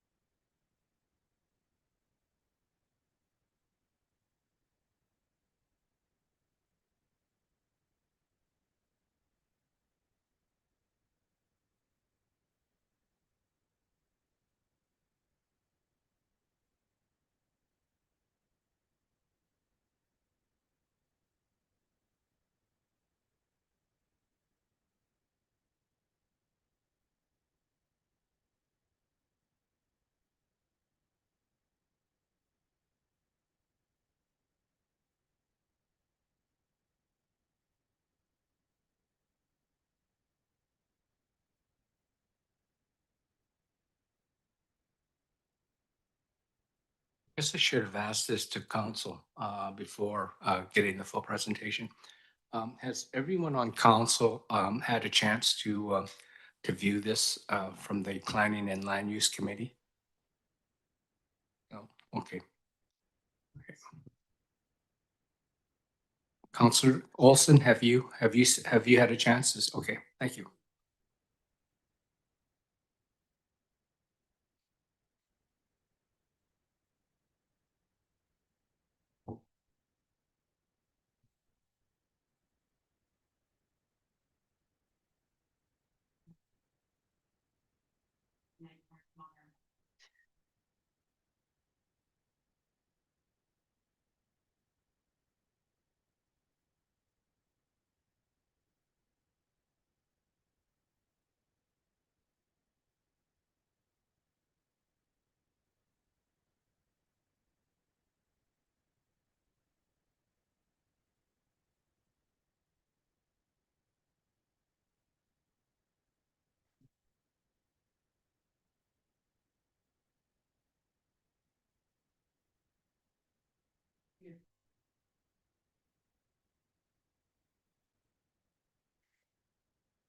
Okay, so thank you, Mayor and Council. I'll be giving a brief presentation on the rezoning for 3145 Metchosin Road. The applicant is requesting an amendment from the R1 zone to a new Metchosin Road 1 or MR1 zone to enable a 23-unit townhouse development. The final unit count will be determined at the time of development permit, but the new zone enables a 1.2 FAR or floor area ratio. The property fronts Metchosin Road and is located approximately halfway between Wishart Road and Souk Road. It is a long lot spanning approximately 140 meters deep with an existing single-family dwelling and is currently zoned R1 and is designated as neighborhood in the OCP. You can also note here the Wood End Road in location to the subject property. So the neighborhood designation supports ground-oriented multi-unit townhouses up to 3 stories with an FAR 1.2. It seeks to maintain existing character while increasing housing diversity and to create a high degree of connection leading to local and frequent transit services. Staff are proposing a new MR1 zone, which enables the density envisioned as part of the neighborhood land use designation specifically for townhomes. The regulations, including setbacks and lot coverage, are consistent with site standards from the province in response to small-scale multi-unit legislation, as well as the setbacks outlined in the intensive residential design guidelines in the OCP. The intention is that other properties along Metchosin Road, particularly from Wishart to Souk Road, would rezone to MR1 to create uniformity and consistency when and if they come forward for rezoning. So Metchosin Road is classified as an arterial road and designated as a frequent transit network by both Colwood and BC Transit, which aims for higher transit frequency. As part of the Transportation Master Plan update, Metchosin Road is being considered for widening. Increasing density along arterial roads and reducing driveway accesses aligns with active transportation goals. Road dedication is required as part of this application to support the expansion and infrastructure. So Wood End Road is currently a dead-end road with plans for a cul-de-sac bulb when and if the neighboring property develops.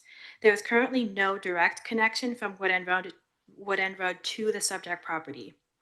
The development agreement condition requires the applicant to accommodate, plan for, and facilitate vehicle access for the Wood End Road connection in the future. While the applicant is granted right-in, right-out access only off Metchosin Road, as that is currently their only access, they must develop the land for the eventual connection to Wood End Road. Staff have been in conversations with the neighboring property, which directly connects to Wood End Road. However, a formal application has not yet been submitted. The Transportation Impact Assessment notes that both accesses are viable and will have a minor impact on the surrounding road network. The staff development agreement aims to ensure that access off Wood End Road is ultimately achieved. The applicant has provided their preferred development agreement condition in the staff report. However, as they mentioned earlier, they are now in agreement to move forward with the staff recommendation. The applicant is proposing the removal of 29 on-site bylaw protected trees and will be subject to the 2-to-1 tree replacement requirements at the time of building permit. To provide some assurance, a development agreement condition has been negotiated that land clearing is not permitted until they have submitted a building permit. So a development notification sign has been posted and postcards have been sent to properties within 100 meters of the site, advertising tonight's consideration of first reading. The applicant also hosted a public consultation, which is appended to the staff report. So council may wish to consider the staff recommendation, including the proposed wording for Wood End Road or any of the other options that you see above. I'm happy to answer any questions you may have, and as well, the applicant is here if you have any questions. Thank you. Thank you very much, Kelsey. I'll open the floor. Councillor Jordison, start yourself. Thank you, Mayor. I have a few questions. I guess I'm just, I guess my concern is that this is kind of one of the new zones or templates that the city is using. And I think it's important to get the zone correct in, you know, perhaps there's a better way to look at it, that all arterial roads have specific zoning, that sort of thing. So it's all consistent. And then, you know, just easy people know what, you know, it's on an arterial road. This is what our expectations are. But also, you know, I think with this one being so long and narrow, if there was an opportunity to do land assemblies, I think it would have better outcomes, just because it's not very large in the width. I guess the frontage concerns me, of how close it is to the road. I just think that, you know, you want to create a quality building or buildings, and you want to have them away from the main road. Like you want it to be a place people want to live in. And if you have these right off the road, then, you know, you want to push, I think it should be pushed back a bit. And I guess I'm in the bylaw that's proposed. It does say that there's 3 stories or 12.5 meters. And I think it should those should be 2 different line items. It should be 3 stories and it should be the height, but that isn't even the height that most go, like most, I guess the height that they suggest, or like even the province's comparison, suggests 11 meters high. So 12.5 seems a bit high. Sorry, just bear with me for a minute here. Yeah, and I think it's just important too, like it's on septic right now. So I don't feel that we should be looking at these types of properties that are on septic. They don't comply with what the province is asking us to do. They're supposed to be on sewer. And this is not really in a growth area. I think I'll just leave it at that for now and come back with more. Do you have a response to that, Yasmin? So I guess there's a lot of reasons why we've laid out the zone the way it is for height. The land use bylaw includes several definitions for height and how height is measured in Colwood. When we are created a template zone, we create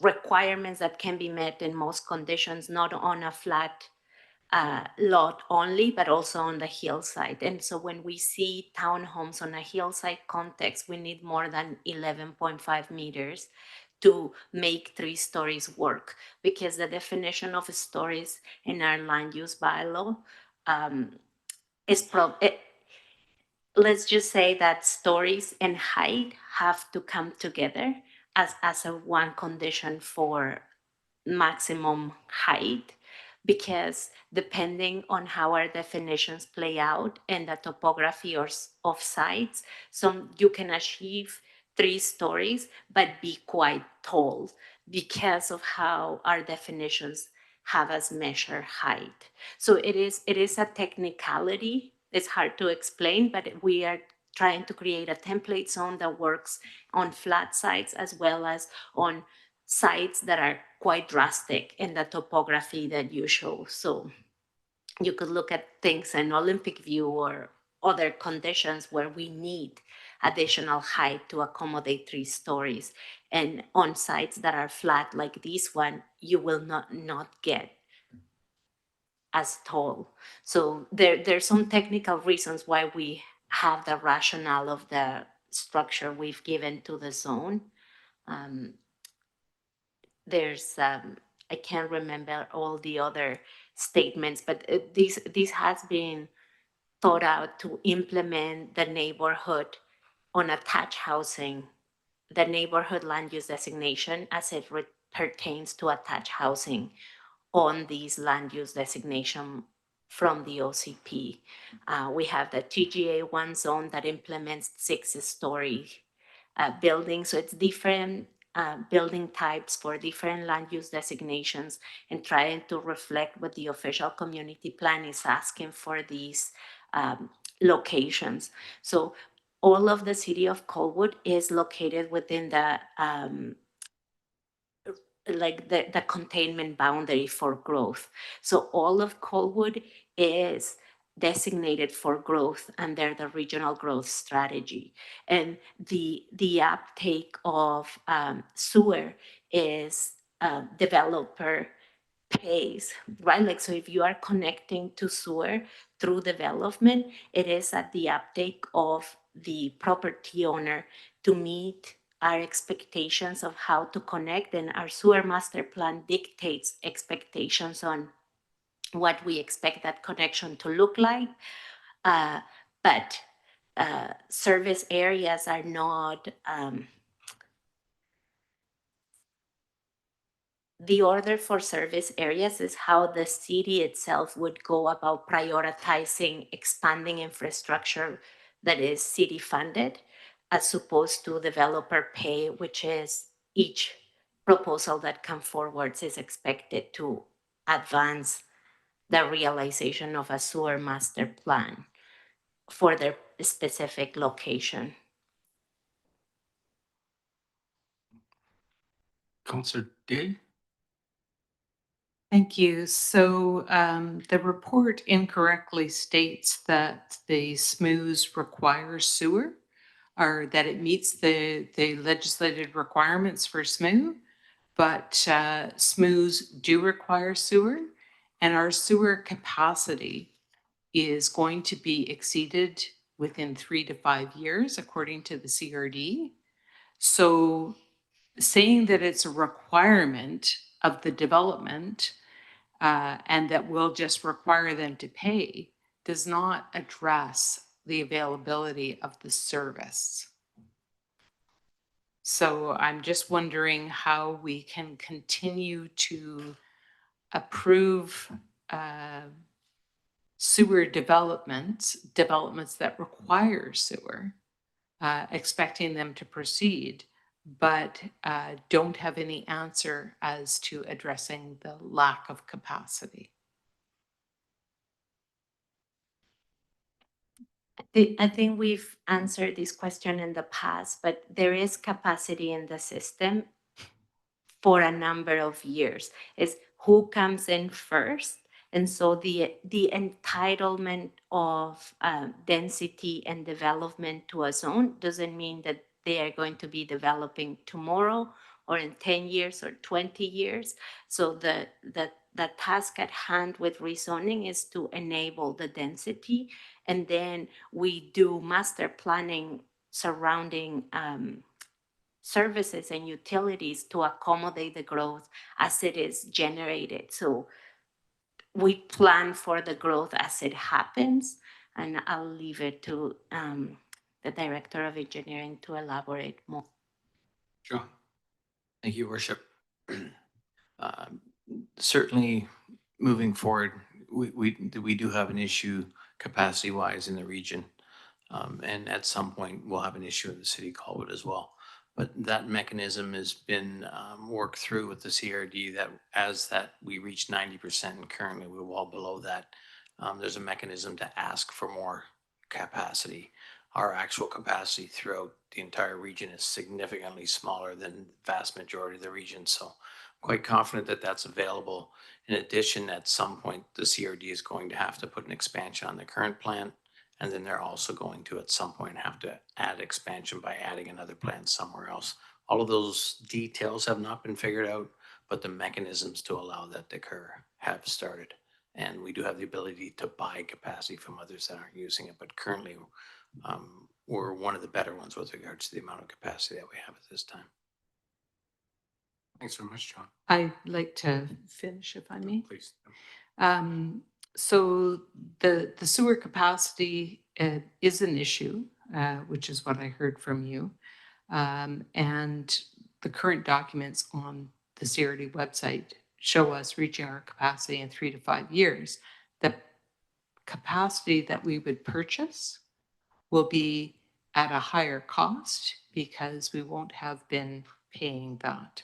So I think it is an issue that I would like to understand where our plan leaves us because of the potential for future litigation on that matter.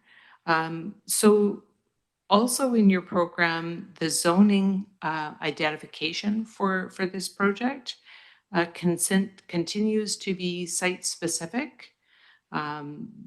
I think there's something like 52 different zoning definitions within the zoning map of Colwood. And I'm just wondering why we don't create zones the way that our community wants and instead create zones to match developer plans. So this zone is a Metchosin Road, Metchosin Residential 1, and it's what we will be using as a template zone for 3-story townhomes along Metchosin that are consistently located on lands that the official community plan designates as neighborhood. And so the reason that we need to create different zones, even though they are template zones, is because the official community plan has different land use designations that call for different heights, different densities, different setbacks, depending on where they are located. So we are implementing the official community plan through zones. So that means that there is no one zone that fits through Metchosin Road, because Metchosin Road has at different sections, different land use designations or visions of different type of development, depending of where you are on Metchosin Road, on Souk Road, Island Highway. So we are implementing the OCP in as much as we can create templated zones that we can utilize when the next application for townhomes on Metchosin, on land that is designated neighborhood, comes forward. And it will be a process that will take time. You are correct. We have a lot of CD zones. We have a lot of comprehensive development zones.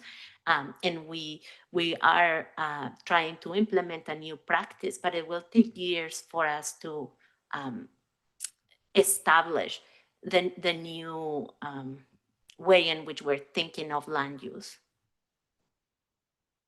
Okay, I find that hard to believe since most of the CD zones were also accompanied by an OCP amendment. So I don't feel like we really follow the official community plan, and certainly the plan that's before us tonight isn't the kind of plan that was presented to us when we approved our OCP. I'd just like to go back to the stories and height. Because I really feel that that's a critical factor, especially where we're developing adjacent to or within an existing neighborhood. So we know the specific elevations of the land that's being presented for development. And our heights are variable between different zones in Colwood. And it is possible to have a 3-story building and they have, 11-foot ceilings, or there's a 3-story building with 8-foot ceilings. So I'm just wondering how we could be assured, as, you know, for all of our residents in our community to understand what's being proposed next to them as far as height, because there's been some pretty unequal developments in Colwood in the past. So how can we describe our stories and height so that there's some assurity?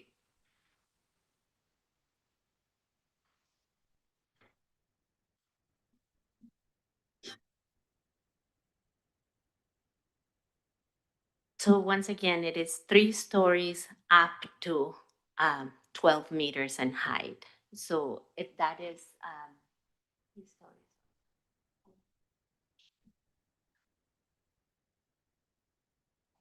Okay, I see. So the bylaw that is speaking on the Metchosin Road development has a maximum height of 11 meters because it's on Metchosin Road, and Metchosin Road doesn't have the topographic challenge that we have on Windthrop. And if you look at the bylaw that we're presenting for the Windthrop case, which is another template zone that we will use on the hillside, that one is the one that has a 12-meter. So it's a higher height because we recognize that a hillside requires a buffer. Like it needs to give us enough room for us to look at a building permit with a little bit of leniency. Like if we say 11 and it's 11.2 because it just so happened to be a little bit challenging, we're giving ourselves enough room for it not to become a sticking point on the hillside. So the zone, the MR1 zone for the Metchosin Road context is 3 stories or 11 meters. And the one that comes later down, that is for Windthrop, you will see that it also speaks to 3 stories or 12 meters. So I feel like I'm being told to just trust you, and that's difficult for me given the other projects that I've seen come forward in Colwood where houses have been completely above the adjacent home, where similar statements have been made. So how can I assure the residents of Colwood that they're not going to be overlooked by this development? So I think it's important to understand, so most of the R1 zone, most of the existing residences in Colwood are 2 stories and a crawl space or a basement. So a 3-story building will be taller than what is there currently existing. So we're not trying to pretend like it will be a perfect match or that there will be no overlook. But the official community plan is calling for densification in those neighborhoods that will take the form of different housing types, not just single family or duplexes, but also townhomes. And townhomes require 3 stories, and that is part of the official community plan, is part of the criteria. It is long been discussed with the community what densification means on those corridors, especially along arterials where we want to encourage denser buildings. So it's a denser community in the official community plan on Metchosin Road because it's frequent transit? The land use designation is neighborhood, and the neighborhood designation calls for 3 stories townhome, ground-oriented townhomes. Okay, thank you. Thanks. Just a quick clarification, if someone can answer. How many dwellings do we put up a year right now on average? 200, 250?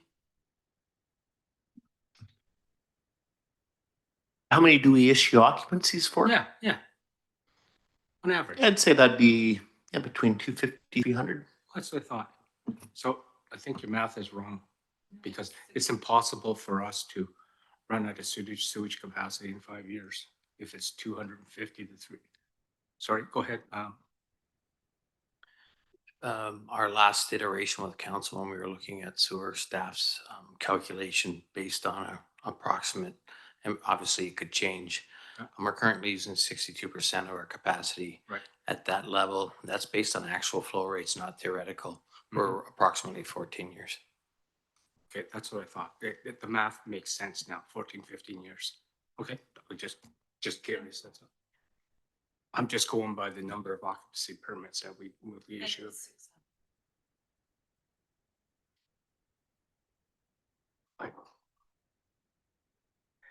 Councillor Jordison, please. Thank you, Mayor. I think about the septic sewer issue. I think what's missing about that conversation is we have a prioritized list in Colwood. I think it goes 1 to 57.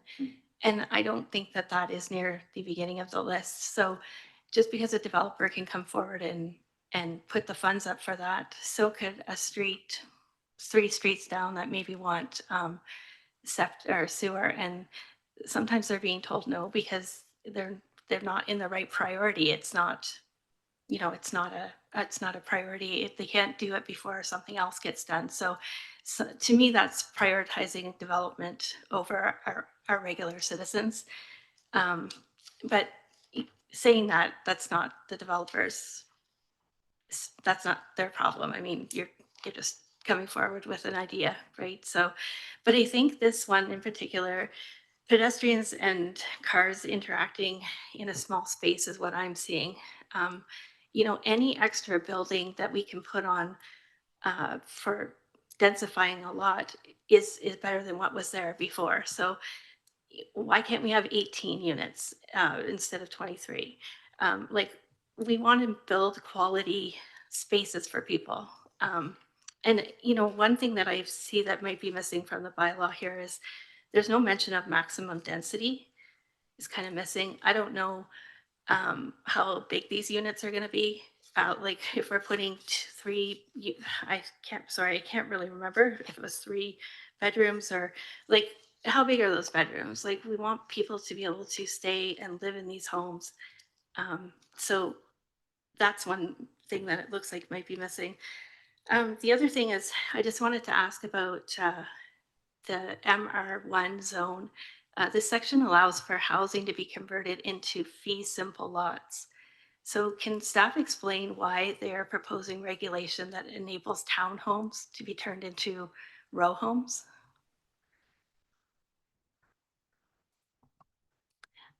The neighborhood designation in the official community plan supports ground-oriented townhome development, ground-oriented. So a row home will look exactly like a townhome. It will just have a different legal title to it. So if you go to Royal Bay, if you go to, I can't remember the new street that we have there, but so they physically look exactly like a townhome. They are identical to a townhome. It just has a different title that it allows them to be constructed in a way that each unit is considered a separate legal title.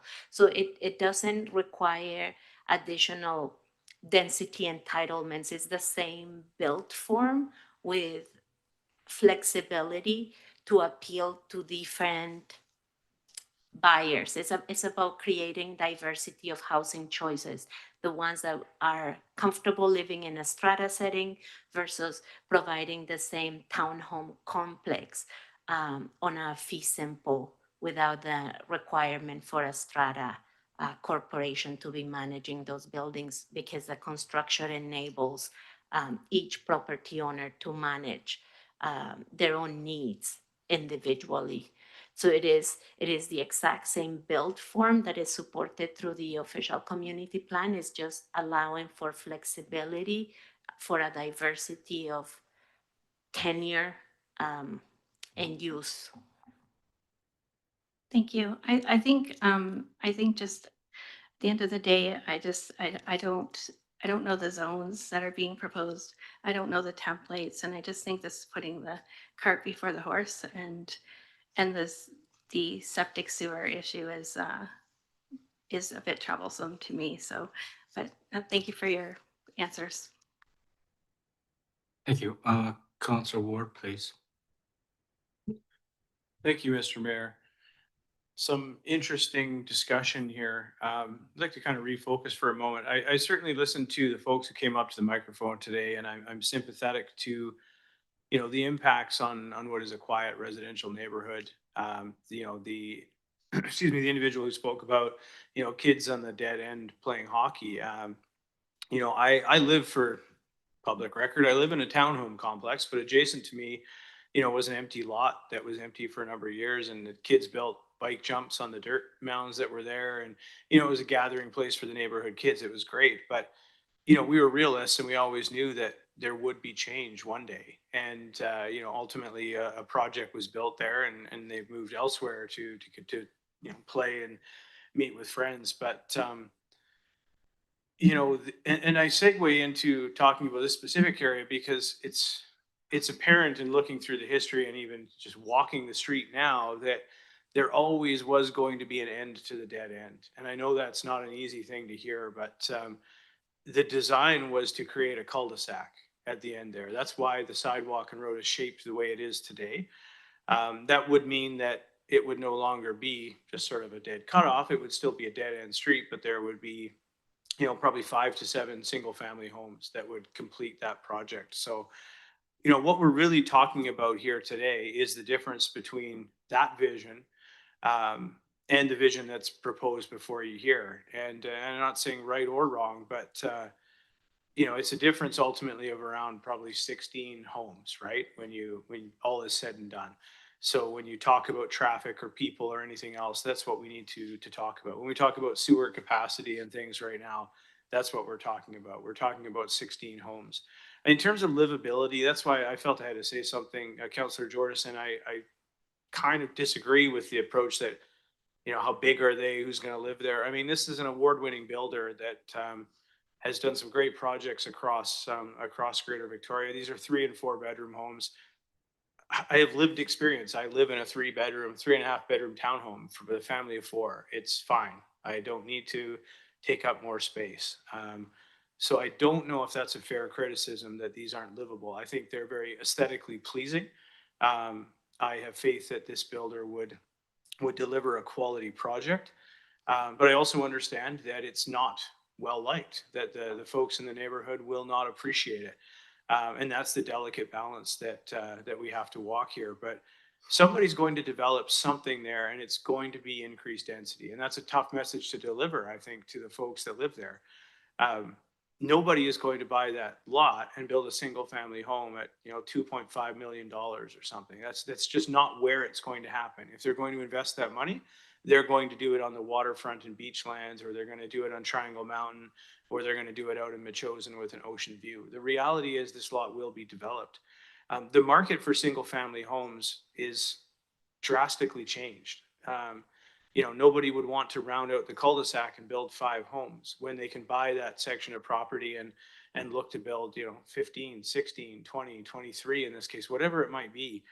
So I just want to be a realist about it because I've had to live that. And I want to share that with you, is that I really enjoyed having the dead end at the end and the kids going into the lot and playing. But, you know, I accepted the reality that that would change. And in this case, I think that's a difficult discussion before us. In terms of the view citywide, I have to look at it from a Colwood wide perspective. And from the city standpoint, you know, eliminating the access to Metchosin Road was a big win in many ways for us. We need to do work on Metchosin Road, and we need to do it yesterday. We need to widen what is an arterial road to really deal with the influx of traffic that stems from all of these other developments that we have. So allowing another development that would have traffic coming in and out off Metchosin Road was something that I certainly couldn't get behind. You know, so the fact that the developer in the city and other landowners have kind of come together to try to find a way to, you know, to eliminate that is actually a positive. It's very much a negative for the few folks who live on Wood End Road, and I get that. So I'll preemptively apologize because I have to support this because it's the best thing in the grand scheme. Unless somebody else can come up with the money to buy the property and decide to leave it untouched, it's an inevitability. And if it were me, I would rather it be quality family homes, plenty of people with kids that will play with the kids on the street, and it will still be a dead end. I read actually online today some commentary that was quite negative where people are saying, well, all the people from Royal Bay are going to cut through there. And I thought, does anyone actually look at anything? Because why would anybody, I live in Royal Bay, why would I go up that route, find my way through to Wood End and then cut through, even if it went through to Metchosin? That's totally illogical. It makes no sense. But even if that were to be the case, that's now been eliminated. It will remain a dead end. So it's a dead end today. It will be a dead end when this project is done. The only difference is instead of 5 to 7 new homes, there'll be 16 new homes. That's it. So 23 minus the 5 that would be built in a cul-de-sac at minimum. It was always going to be a cul-de-sac with homes in it. That's the design that's there. So, I mean, you can throw the numbers either way, but at the end of the day, I have to look at you know, at what is reasonable. And I think this is entirely reasonable. So I will be supporting it. Thank you. Thank you very much. Councillor Jensen, please. Thank you, Your Worship. I don't have much to add, but the Zoning and Planning Committee, made up of members of the community, fully supported this application as presented by staff with the adjustments to the access and egress. But the reality is, exactly as Councillor Ward points out, it's not going to be a through road. We're talking about, I think the traffic management plan offered 15 to 20 movements going out that back way. And I'm sure the people that buy those homes or rent them will care as much about the neighborhood as those people that reside there already. And, you know, with the alignment with the OCP, I find it difficult to vote against this proposal. Thank you, Your Worship. Very much. Any other? So I just want to make a comment here, and it's apropos at this point in time, because this is one of the other reasons I wanted just to do first reading on these first 3 applications, is because I had a fantastic presentation, and I wish I could have had all the councillors around it. I was preparing to go out to talk to a citizen about some concerns. And Mari gave me a quick presentation, and I found it so enlightening. I went, geez, I didn't know half this stuff. And it has to do with Bill 44, 46, and 47, which it's not applicable to this. Like, it's 2 different subjects here. You know, we're getting things mixed up here right now. You know, this is not a schmoo type of development. It is this. We got to separate it. And I could clearly see that, but of course we were talking about schmooze and all that, and our interpretation of Bill 44, 46, 47, particularly Bill 44. And one of the things before I even I think it's a mandatory, you know, before we get to second and third readings on any new one of these developments, it's I'm going to make a requirement that we have to have that presentation to all council. It's really important that we understand it and we can differentiate between the 2. And in fact, the whole Planning and Land Use Committee should also be invited into the workshop. Anyone in the public that wants to listen to it, in fact. But I think that's important because I noticed that we're getting requirements mixed up here. And I'm going, oh, I knew this was going to happen. So I think this is really important. That's a takeaway that you can take away for, you know, before we do second and third readings. I think it's really important because until I got educated Thursday, I thought I understood it, but I didn't understand it. Just a few nuances, a few things that Mari said to me, and I went, oh my God. Didn't know that. She says, well, neither do we now that we got into it and we understand it now. And I'm going, oh, then we all have to know this because we can't do our jobs properly. anyways, I just thought I'd throw that in right now because it's important that we do. And I think we're getting issues mixed up because, you know, I heard the schmoo thing here and I'm going, well, this is a schmoo development. It's not. So anyways, seeing no other, Councillor Jordison before I move on. Thank you, Mr. Mayor. I just want to speak to that, what you're saying there. I'm not sure if I heard the word smooth tonight, but I did hear Bill 44. And Bill 44 mandates that local governments update zoning bylaws and enable property owners to develop up to 6 units per lot when connected to sewer. When connected to sewer. Yep. That's my concern. And that's why I don't think that this was not the province's intent in density building. But that's to my point right now. It's not a Bill 44 development. It's a density building. It's a density Not build. a Bill 44 development though. Am I wrong? No, this is a proposal that meets the official community plan. So the official community plan has already a vision for density on the R1 lots of Colwood. So the official community plan has a whole swath of lands through the city of Colwood that are currently single family that it envisions to transform over time into higher density. And we can talk Souk Road, Island Highway, Metchosin, Latoria, like all our arterials and collectors. The vision for those neighborhoods that are established in predominantly single family or duplexes at the most is for them to transform into higher density. And there's different land use designations that speak to 6 stories, 3 stories, whatever it is. So this particular application is not about implementing small scale multi-unit housing. It is about implementing the official community plan higher density within a residential neighborhood, and the higher density within a 2-story single family residential home. The next level is a 3-story townhome. That is how you elevate the density of those neighborhoods in a way that is transitional. So that is a conversation that I would think that has already happened with our community, because it's been part of our official community plan for a number of years, even predating the 2018 official community plan. Some of these land use designations are part of the 2008 official community plan, but perhaps we need a new community conversation about what these land use designations mean and what they are telling us about the future of our community. So fair enough, we will make a point to bring forward a presentation to review small scale housing, which is the mandated app zoning from the province, and then where it is our official community plan that it is setting the expectation of increased density throughout existing neighborhoods. Thank you very much.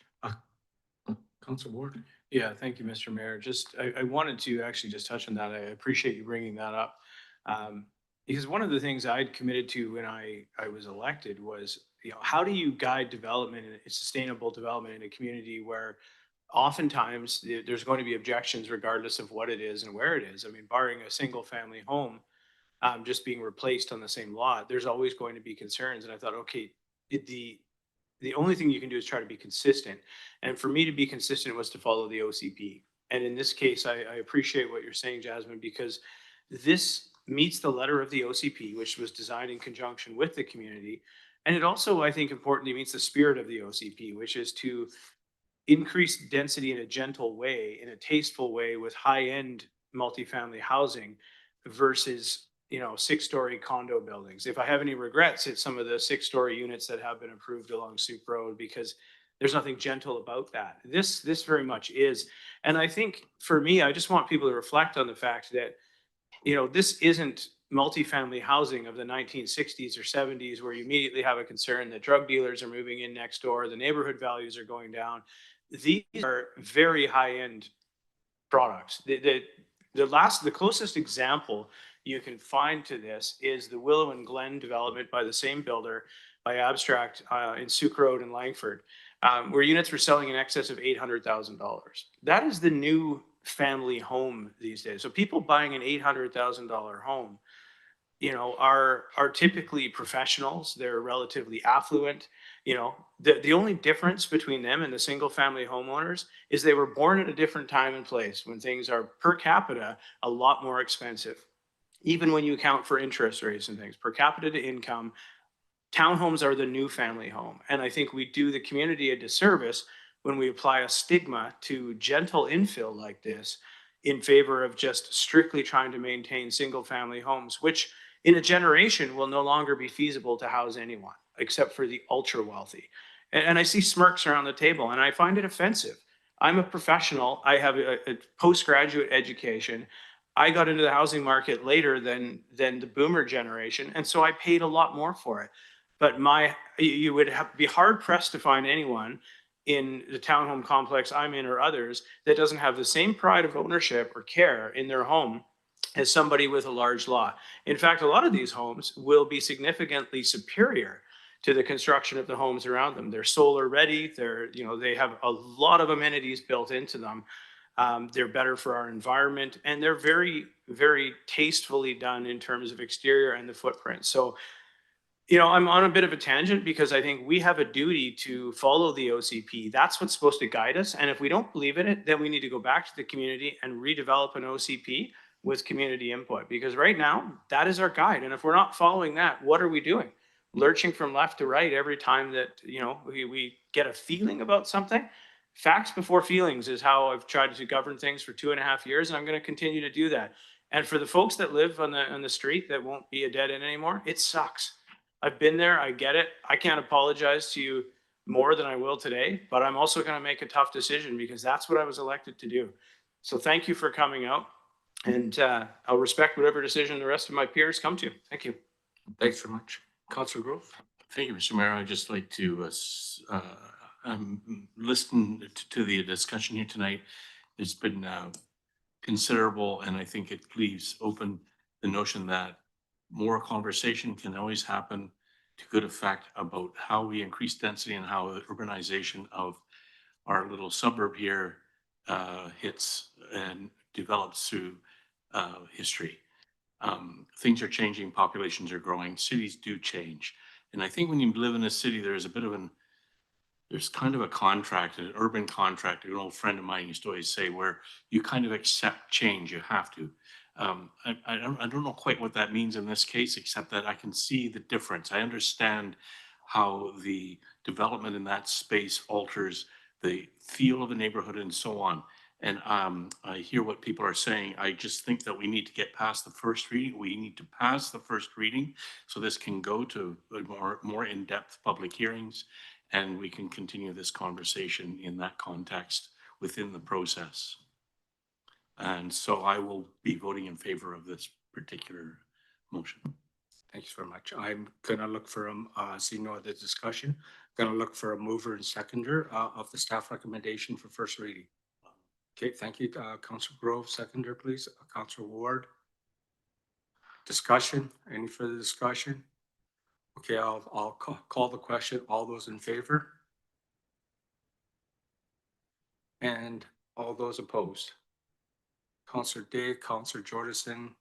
I'm assuming Councillor Jensen, you're voting which way? I didn't see your support. Okay, sorry. So just Councillor Jordison and Councillor Day in opposition. Yes. Thank you, Your Worship, but I was just going to let you know the camera froze again, so we'll need like 1 minute to try and fix it. My apologies. Okay, thanks. And you were correct. I was in favor, Your Worship. Yeah, thank you. Sorry, we have to just take a 1 minute pause here. We're having technical problems again.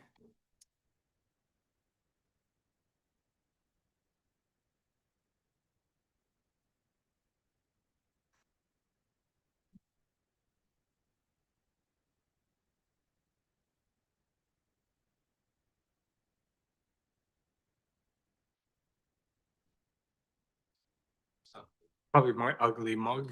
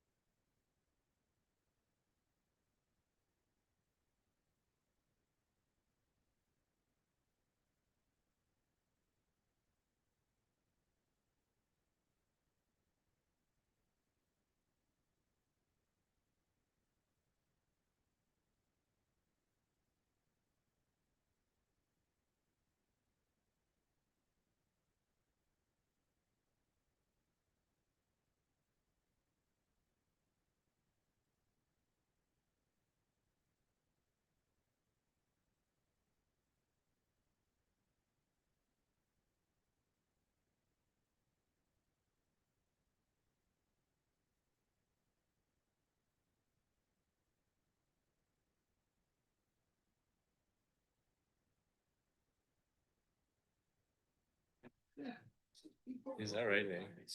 Yeah.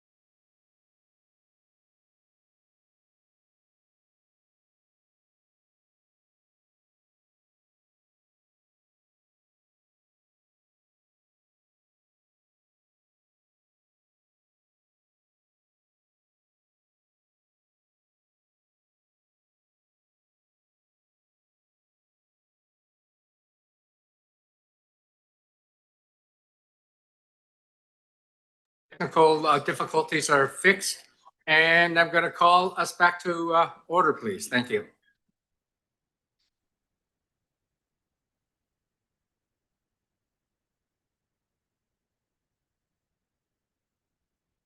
And we're on item 9.2, which is Kelsea again. Rezoning application 546 Windthrop Road, bylaw 2055, first reading.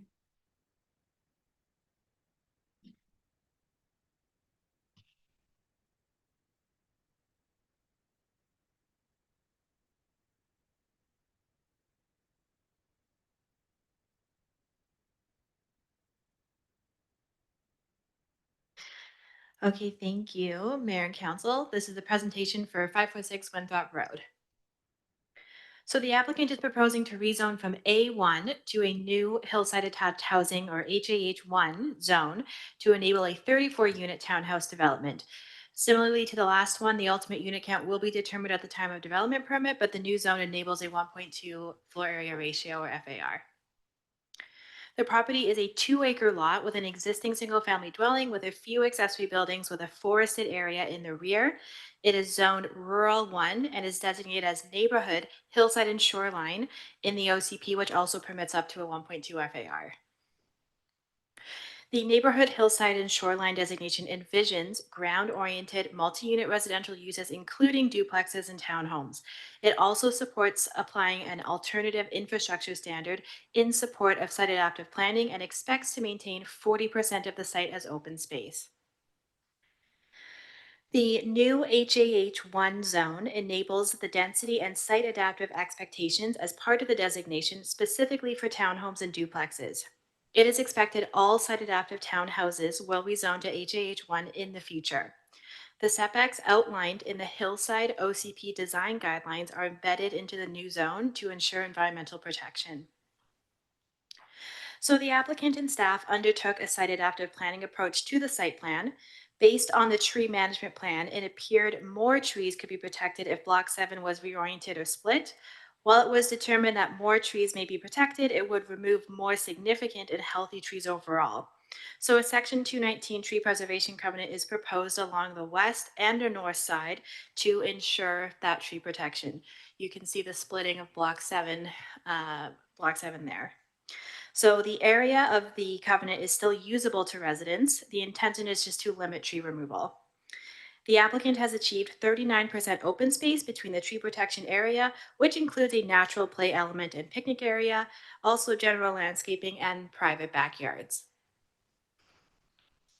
So road dedication is not required as part of this application, as Windthrop Road fronting this property already provides the required 20-meter right-of-way. The development agreement proposes an SRW along the south property line to create a meandering trail on and off private property to protect significant trees on the west side as seen above. A blanket SRW has also been negotiated along the western property line for public access if and when the city sees a need to connect to lands beyond and/or Havenwood Park in the future. So a development notification sign was posted on site and postcards have been sent to properties within 100 meters of the site, which advertises first reading of the bylaw this evening. The applicant also hosted a neighborhood engagement and that is appended to the staff report. So council may wish to recommend the staff recommendation or any of the other options seen above. I'm happy to answer any questions you may have. The applicant is also here to answer any questions you may have. Thank you. Thank you very much, Kelsea. Has any member of the of council not seen the Planning and Land Use Committee meeting on this particular issue? Just Councillor Day? Okay, thank you. Okay, I'll just open it up for questions. Councillor Day. Thank you. One of the letters that we received for public participation for today's meeting included a comment on the rooftop patios suggested for this development, and that the overlook will be problematic for the neighbor, and specifically mentioned that it had potential to create more noise from the development for the surrounding neighborhood. Is it possible that we could consider not including rooftop patios? And where else in Colwood have rooftop patios been permitted? So the rooftop patio as an amenity to townhomes is partly trying to add private open space for units that are generally constrained or limited in their footprint. And so it is an approach that is seen in other municipalities. It's not typically something that we see in Colwood for townhomes. It is just a different, unique proposal that is trying to add livability to a unit. And it is the first applicant that is proposing to utilize to provide each unit with additional private open space in the form of a rooftop patio. It's not a design guideline, and we do not have design guidelines that constrain or guide what that element would look like. Other municipalities do. As I said, it is a proposal unique for Colwood, but not for the region. I think Beachlands was proposing them. Am I not right? I saw it in the renderings there. Am I wrong? The townhomes. I'm not sure. Like we have a number of development permit applications on Beachlands, but we're not familiar with the file. None of the planners that are here tonight, so we'll get back to you on more of that.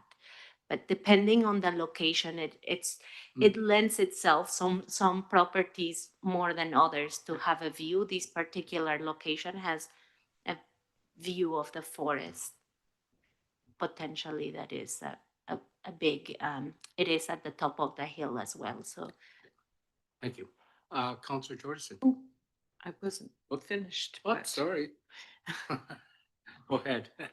Thank you. So what would be required to remove rooftop patios from the proposal?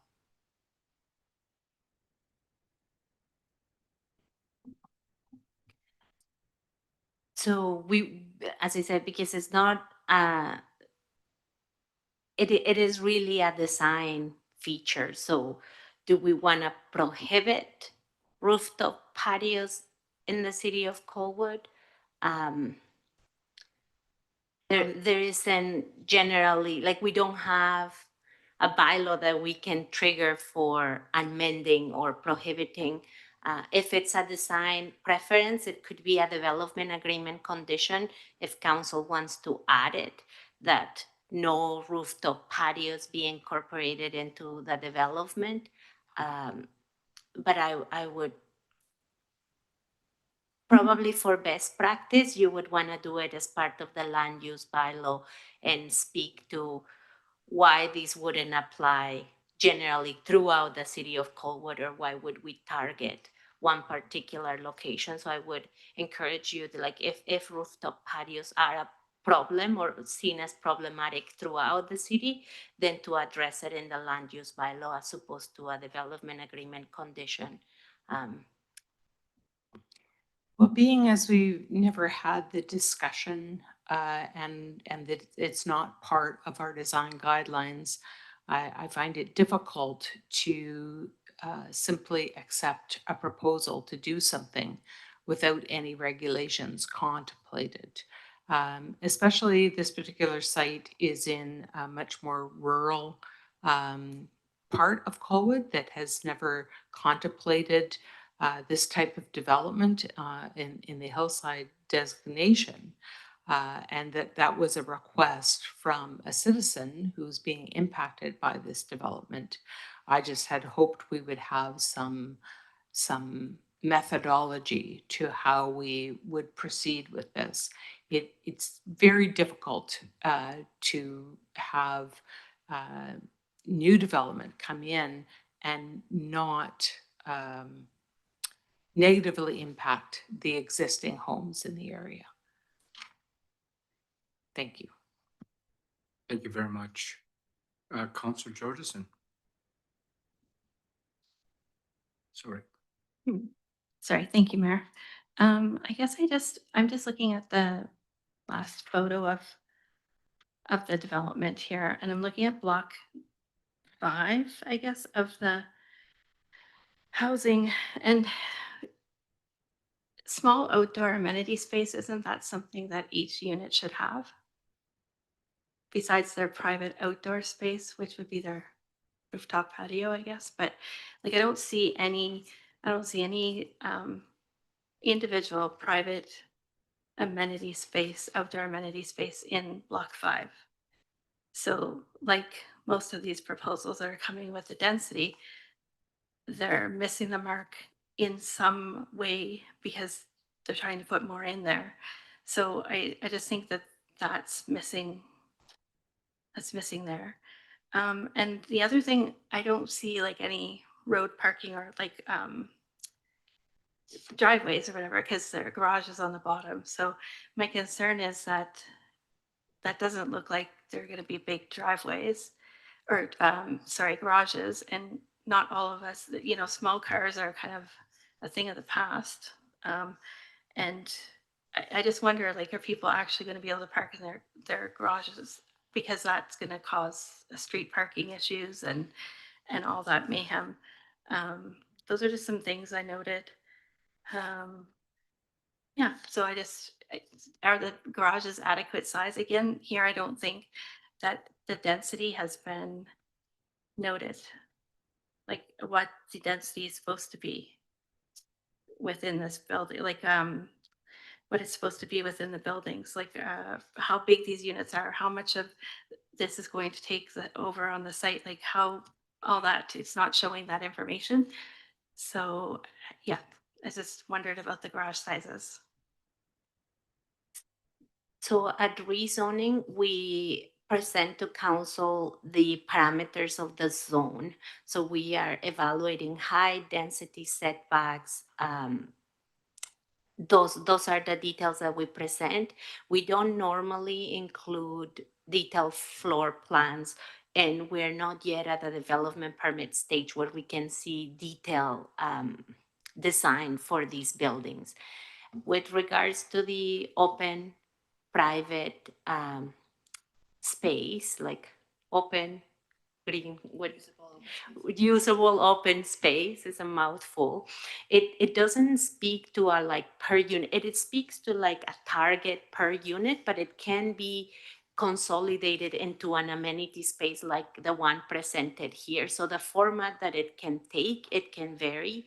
In this particular proposal, there's a nature play area in the protected forest that they will be retaining at the rear of the property, and enhancing that and recognizing that you want to try to assign to each unit a small space for recreating and utilizing. They are proposing rooftop patios. And some other townhome development, we see balconies and appropriately sized balconies. So there's flexibility as to how to achieve the open private space. There is a design guideline. So we look at how can it best be achieved within the context of this proposal. And the garages, I will let Kelsea speak to that. As I said, this is rezoning, so we focus on the big parameters, but we have confirmed that they meet the parking requirements for the zone with the garages as proposed, but I'll let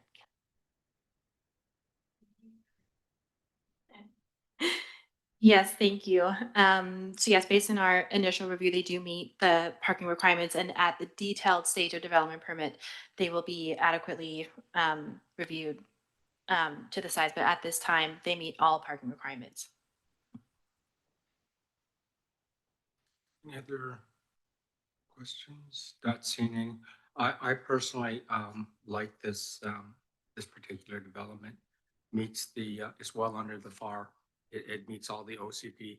The open spaces exceeds our requirements. The only thing that is questionable, I'll give you one thing, is those patios, but I don't know anything about them. Like I saw a rendering, like I said, I think down in Beachlands, but it's kind of interesting. But is this a strata? Is this a strata? It is, right?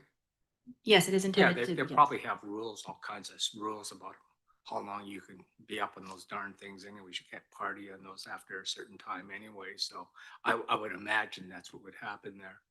But, it might be a good question to ask, who's doing this right now and what's the sort of the feedback on it. I think it's a kind of a neat feature, selling feature of it, to tell you the truth. But, what do I know? So, I think that's worthy of asking the question, because it is new to us right now. And maybe we might have to have some type of bylaw or some kind of covenant saying that you can't do that here in Colwood, sort of thing. But I'd like to know a little more about it, to tell you the truth. But other than that, everything else I sort of like about this development. I mean, anecdotally, I can share in the town of Sydney, where it's been my previous experience to here, there's all sorts of rooftop patios that get, I would argue, minimal use because it is so windy. The island is just a real windy place. So it may appear as it's an amazing, great amenity, but then you try to have a drink up there and it is a challenge. So what I can tell you anecdotally from rooftop patios in Sydney, in the Sydney context, is that there's limited usage for year-round usability. There's the height is speaking to height of structures and buildings. So it's not like you can build another room up top or a pergola, or like there's going to be limited usability. And yes, in a perfect sunny perfect day it will be beautiful there, but it's not by any means, given our windy climate, it's challenging to take 8 hours. Thank you very much. Seeing no other discussion, can I get a mover to move the recommendation, the first reading, and the seconder, please? Grove and Ward. Discussion? Call the question. Okay. Councilor Day. I just felt I should explain my reasonings. I won't be supporting the proposal, and my reasoning is that I feel that we really don't have all the answers in terms of sewer allotment. This is the supposedly last area to get sewers in Colwood, and I would believe that this density will require that it be on sewer, and there are no sewers on this road as of yet. So again, we are leapfrogging beyond what I have been led to understand was our plan for sewer in Colwood. And there may be potential ramifications down the road for that. And I just think it's been very hard on the neighbors' proposals like this one to have believed one thing and find out that the reality is quite another. Thank you. Yeah, because you're actually making a good, a sort of a point here. If I remember right, in our sewer plant there, right, that was sort of one of the last ones to be sewered, right? So, and yeah, the last, okay, but where's the sewer? Like, is it coming from Denali over? Is that what the plan is? Thank you, Your Worship. I'm quite certain the development team would like me to answer this one. There's currently a sewer line at the corner of Windthrop and Delora. Oh, Delora. Right, that Delora development of some years ago put a sewer there. So the developer will be required not only to bring the sewer to the edge of their property, but to the far edge of their property. So that will allow the sewer to be extended. They'll likely ask for a latecomers agreement. So anybody moving forward, much like a plan, depending on where council lands on extension of sewers, what will happen is the developer will front end the cost of the entire sewer installation. If a homeowner on Windthrop, say 555 or 551 that live across from that development, go to tie into that sewer pipe that the developer put in, they'll have to pay their fair share of the installation of that pipe. The city, as part of a latecomers agreement, would administer that program. So the current single-family homes that are across the road from the development would have the option to leave their septic systems and tie into sewer themselves, which would be what would happen under being 57th. So they get leapfrogged ahead because the developer's willing to pay the cost. If they wait 15 years, they get it for free. They don't get the connection for free, but they get the availability of the pipe for free. So the developer has a 15-year wait to try to collect their fees back, but otherwise they front end the cost. So a homeowner that's got a perfectly great working septic field can wait 15 years, and in the 16th year when the field starts to fail, they can hook up to the pipe just for the fees at that time that the city charges for connection and not have to pay anything to the developer. So it's at the developer's risk. Okay. Does that help? Yep, thank you very much. That's a good explanation. Councillor Jordison? Thank you, Mayor. I just had one question about the sewer septic stuff. When we went over the sewering in Colwood, I understood that there were other people that were suggesting that they'd like to do their sewer, get their road on sewer, that sort of thing. And they were told that it's not always possible to do this, to just go in wherever in the prioritization. That's why we have a prioritization. So I find it really hard to understand how we can go to 57, the last one on the list, and just say, connect me now, and that it's a thing. I can appreciate that comment. At the end of the day, when we talk about the prioritization, if the city were to say, where are we going to put our first dollar at its best dollar, we would go to 1. And then if we're going to say where we're going to put our second dollar and our next best place, we'd go to 2. But in this particular case, the city's not putting any dollars towards it. It is entirely on the cost of the developer, including road restoration and everything else. So they're not really leapfrogging the pack because it's not city dollars. But in the case of if the city were paying, we'd have a hard time saying to 57, you should get to go before number 1 or 2, and so on. So the matrix really suggests that that's the order, but it's not like the hard and fast rule. In this particular case, it's not a city cost, and that's why it's allowable. Thank you. Okay, the motion. Oh, sorry, Dean, go ahead. It's kind of superfluous now because John said exactly what I was going to ask. I didn't take those zones as being prohibitive to any other activity that might be a net benefit or an opportunity for a developer. Like, are we going to tell developers no because they're in zone 48? So you got 47 other zones before we get to you? Like, that's not the way I took it. Thank you. Councillor Day for the last time. Thank you. I just wanted to point out that the local sewer areas are on a map in the OCP. And this property is not in the map on the OCP. So it will require an amendment. Okay, thank you very much. Okay, the motion on the floor is the staff recommendation for first reading. All those in favor, please. And those opposed? Councillor Jordison, Councillor Day.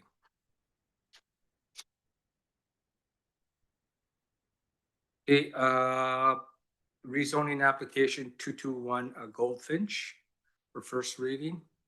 Actually, this was probably the most straightforward one, to tell you the truth, Richard, so go ahead. I won't be counting any chickens. Okay. So I'll take you through this brief presentation highlighting the details of the rezoning application at 221 Goldfinch Road. This is a repeat of the presentation that was also given at the Planning and Land Use Committee on June 2nd, 2025.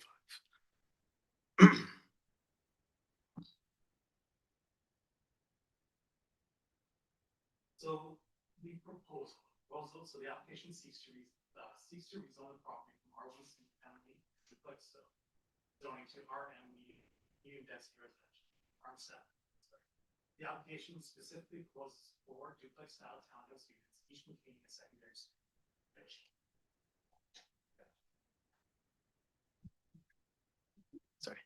Plans as proposed currently foresee a lot coverage of 36.5% with a floor area floor area ratio of 0.85. These are contained within 2 duplex style, 2.5 to 3-story townhouse buildings. So the site context, the lot for development is located on Goldfinch Road in close proximity to Lagoon Road. It's about equidistant from Ocean Boulevard to Metchosin Road. And the existing development on site consists of a single family home on this large triangular shaped lot. The lot enjoys extended frontage on Goldfinch Road. The official community plan. So the lands are designated as neighborhood and shoreline. The intent of this designation seeks to enable gentle infill that maintains existing character of the neighborhood while expanding housing options for diverse household needs. This is sought to be enabled through ground-oriented residential uses, duplexes, townhouses for a density up to 1.2 FAR. The land use bylaws, so the staff worked with the applicants to guide the development to fit within the existing medium density RM7 zone, as well as taking general guidance from the Bill 44 regulations for small scale multi-unit housing. This designation supports ground-oriented multi-unit residential development, including duplexes and townhomes. This zone fosters gentle infill in alignment with OCP policies, and zoning regulation of the zone include an FAR of up to 1, minimum of 10% usable lot space, 10% usable open space, 2.5 to 3-story walk-up built form, setbacks that maintain separation from the neighboring properties, and I will also note that all required parking is to be provided on site. Road dedication. So in the consideration of the zoning application, the city will require 2-meter municipal road designation along the entire frontage of Goldfinch Road. This is to occur prior to adoption of the rezoning, and the frontage improvements are to be considered at the time of building permitting, but we can expect full build out with sidewalk and street parking. Communication. So development notification was set up. So the sign went on the property earlier in the development process. The applicant has also submitted their public consultation summary for review, and the notification has been sent to properties within 100 meters. Ads have been also placed in the newspaper, and our website contains information on the application. On June 2nd, the Planning and Land Use Committee carried the staff recommendation before you today. I'm happy to answer any questions. The applicant is also here to answer any of your questions as well. Thank you. Thank you very much. Questions, Councillor Day, please. Thank you. In your presentation, you indicate that it's a transit-oriented area. Last that I understood, the only bus that went by there on Metchosin, or not Metchosin Road, Lagoon Road, is coming less and less frequently as being diverted to other areas. So what is the reasoning behind the transit orientation? I do not see that in the presentation. I apologize. Okay. It's not in the presentation. Okay. It's not in the TOA, so. Okay, thank you. Okay. Any other questions? Straightforward. Can I get a motion for the staff recommendation first reading, please? Okay. Councillor Jordison and Councillor Jensen, thank you very much. Discussion, Councillor Day. Thank you. Just, I really don't have a huge amount of problems with this particular development. The only issue for me is that we continue to approve more sewer use without any real report to council in terms of what's happening with our sewer infrastructure and the length that will last. Thank you. Thank you very much. Call the question right now. Any opposed? Councillor Day, just Councillor Day.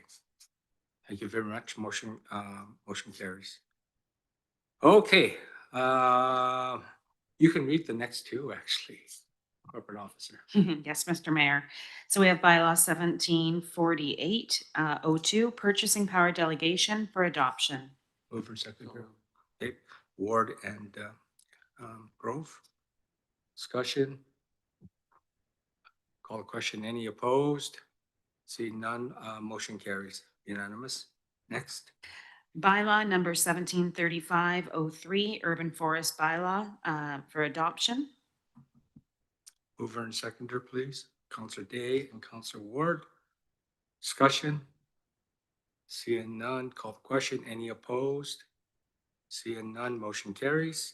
Motion for adjournment, please. Counselor Day, Counselor Grove.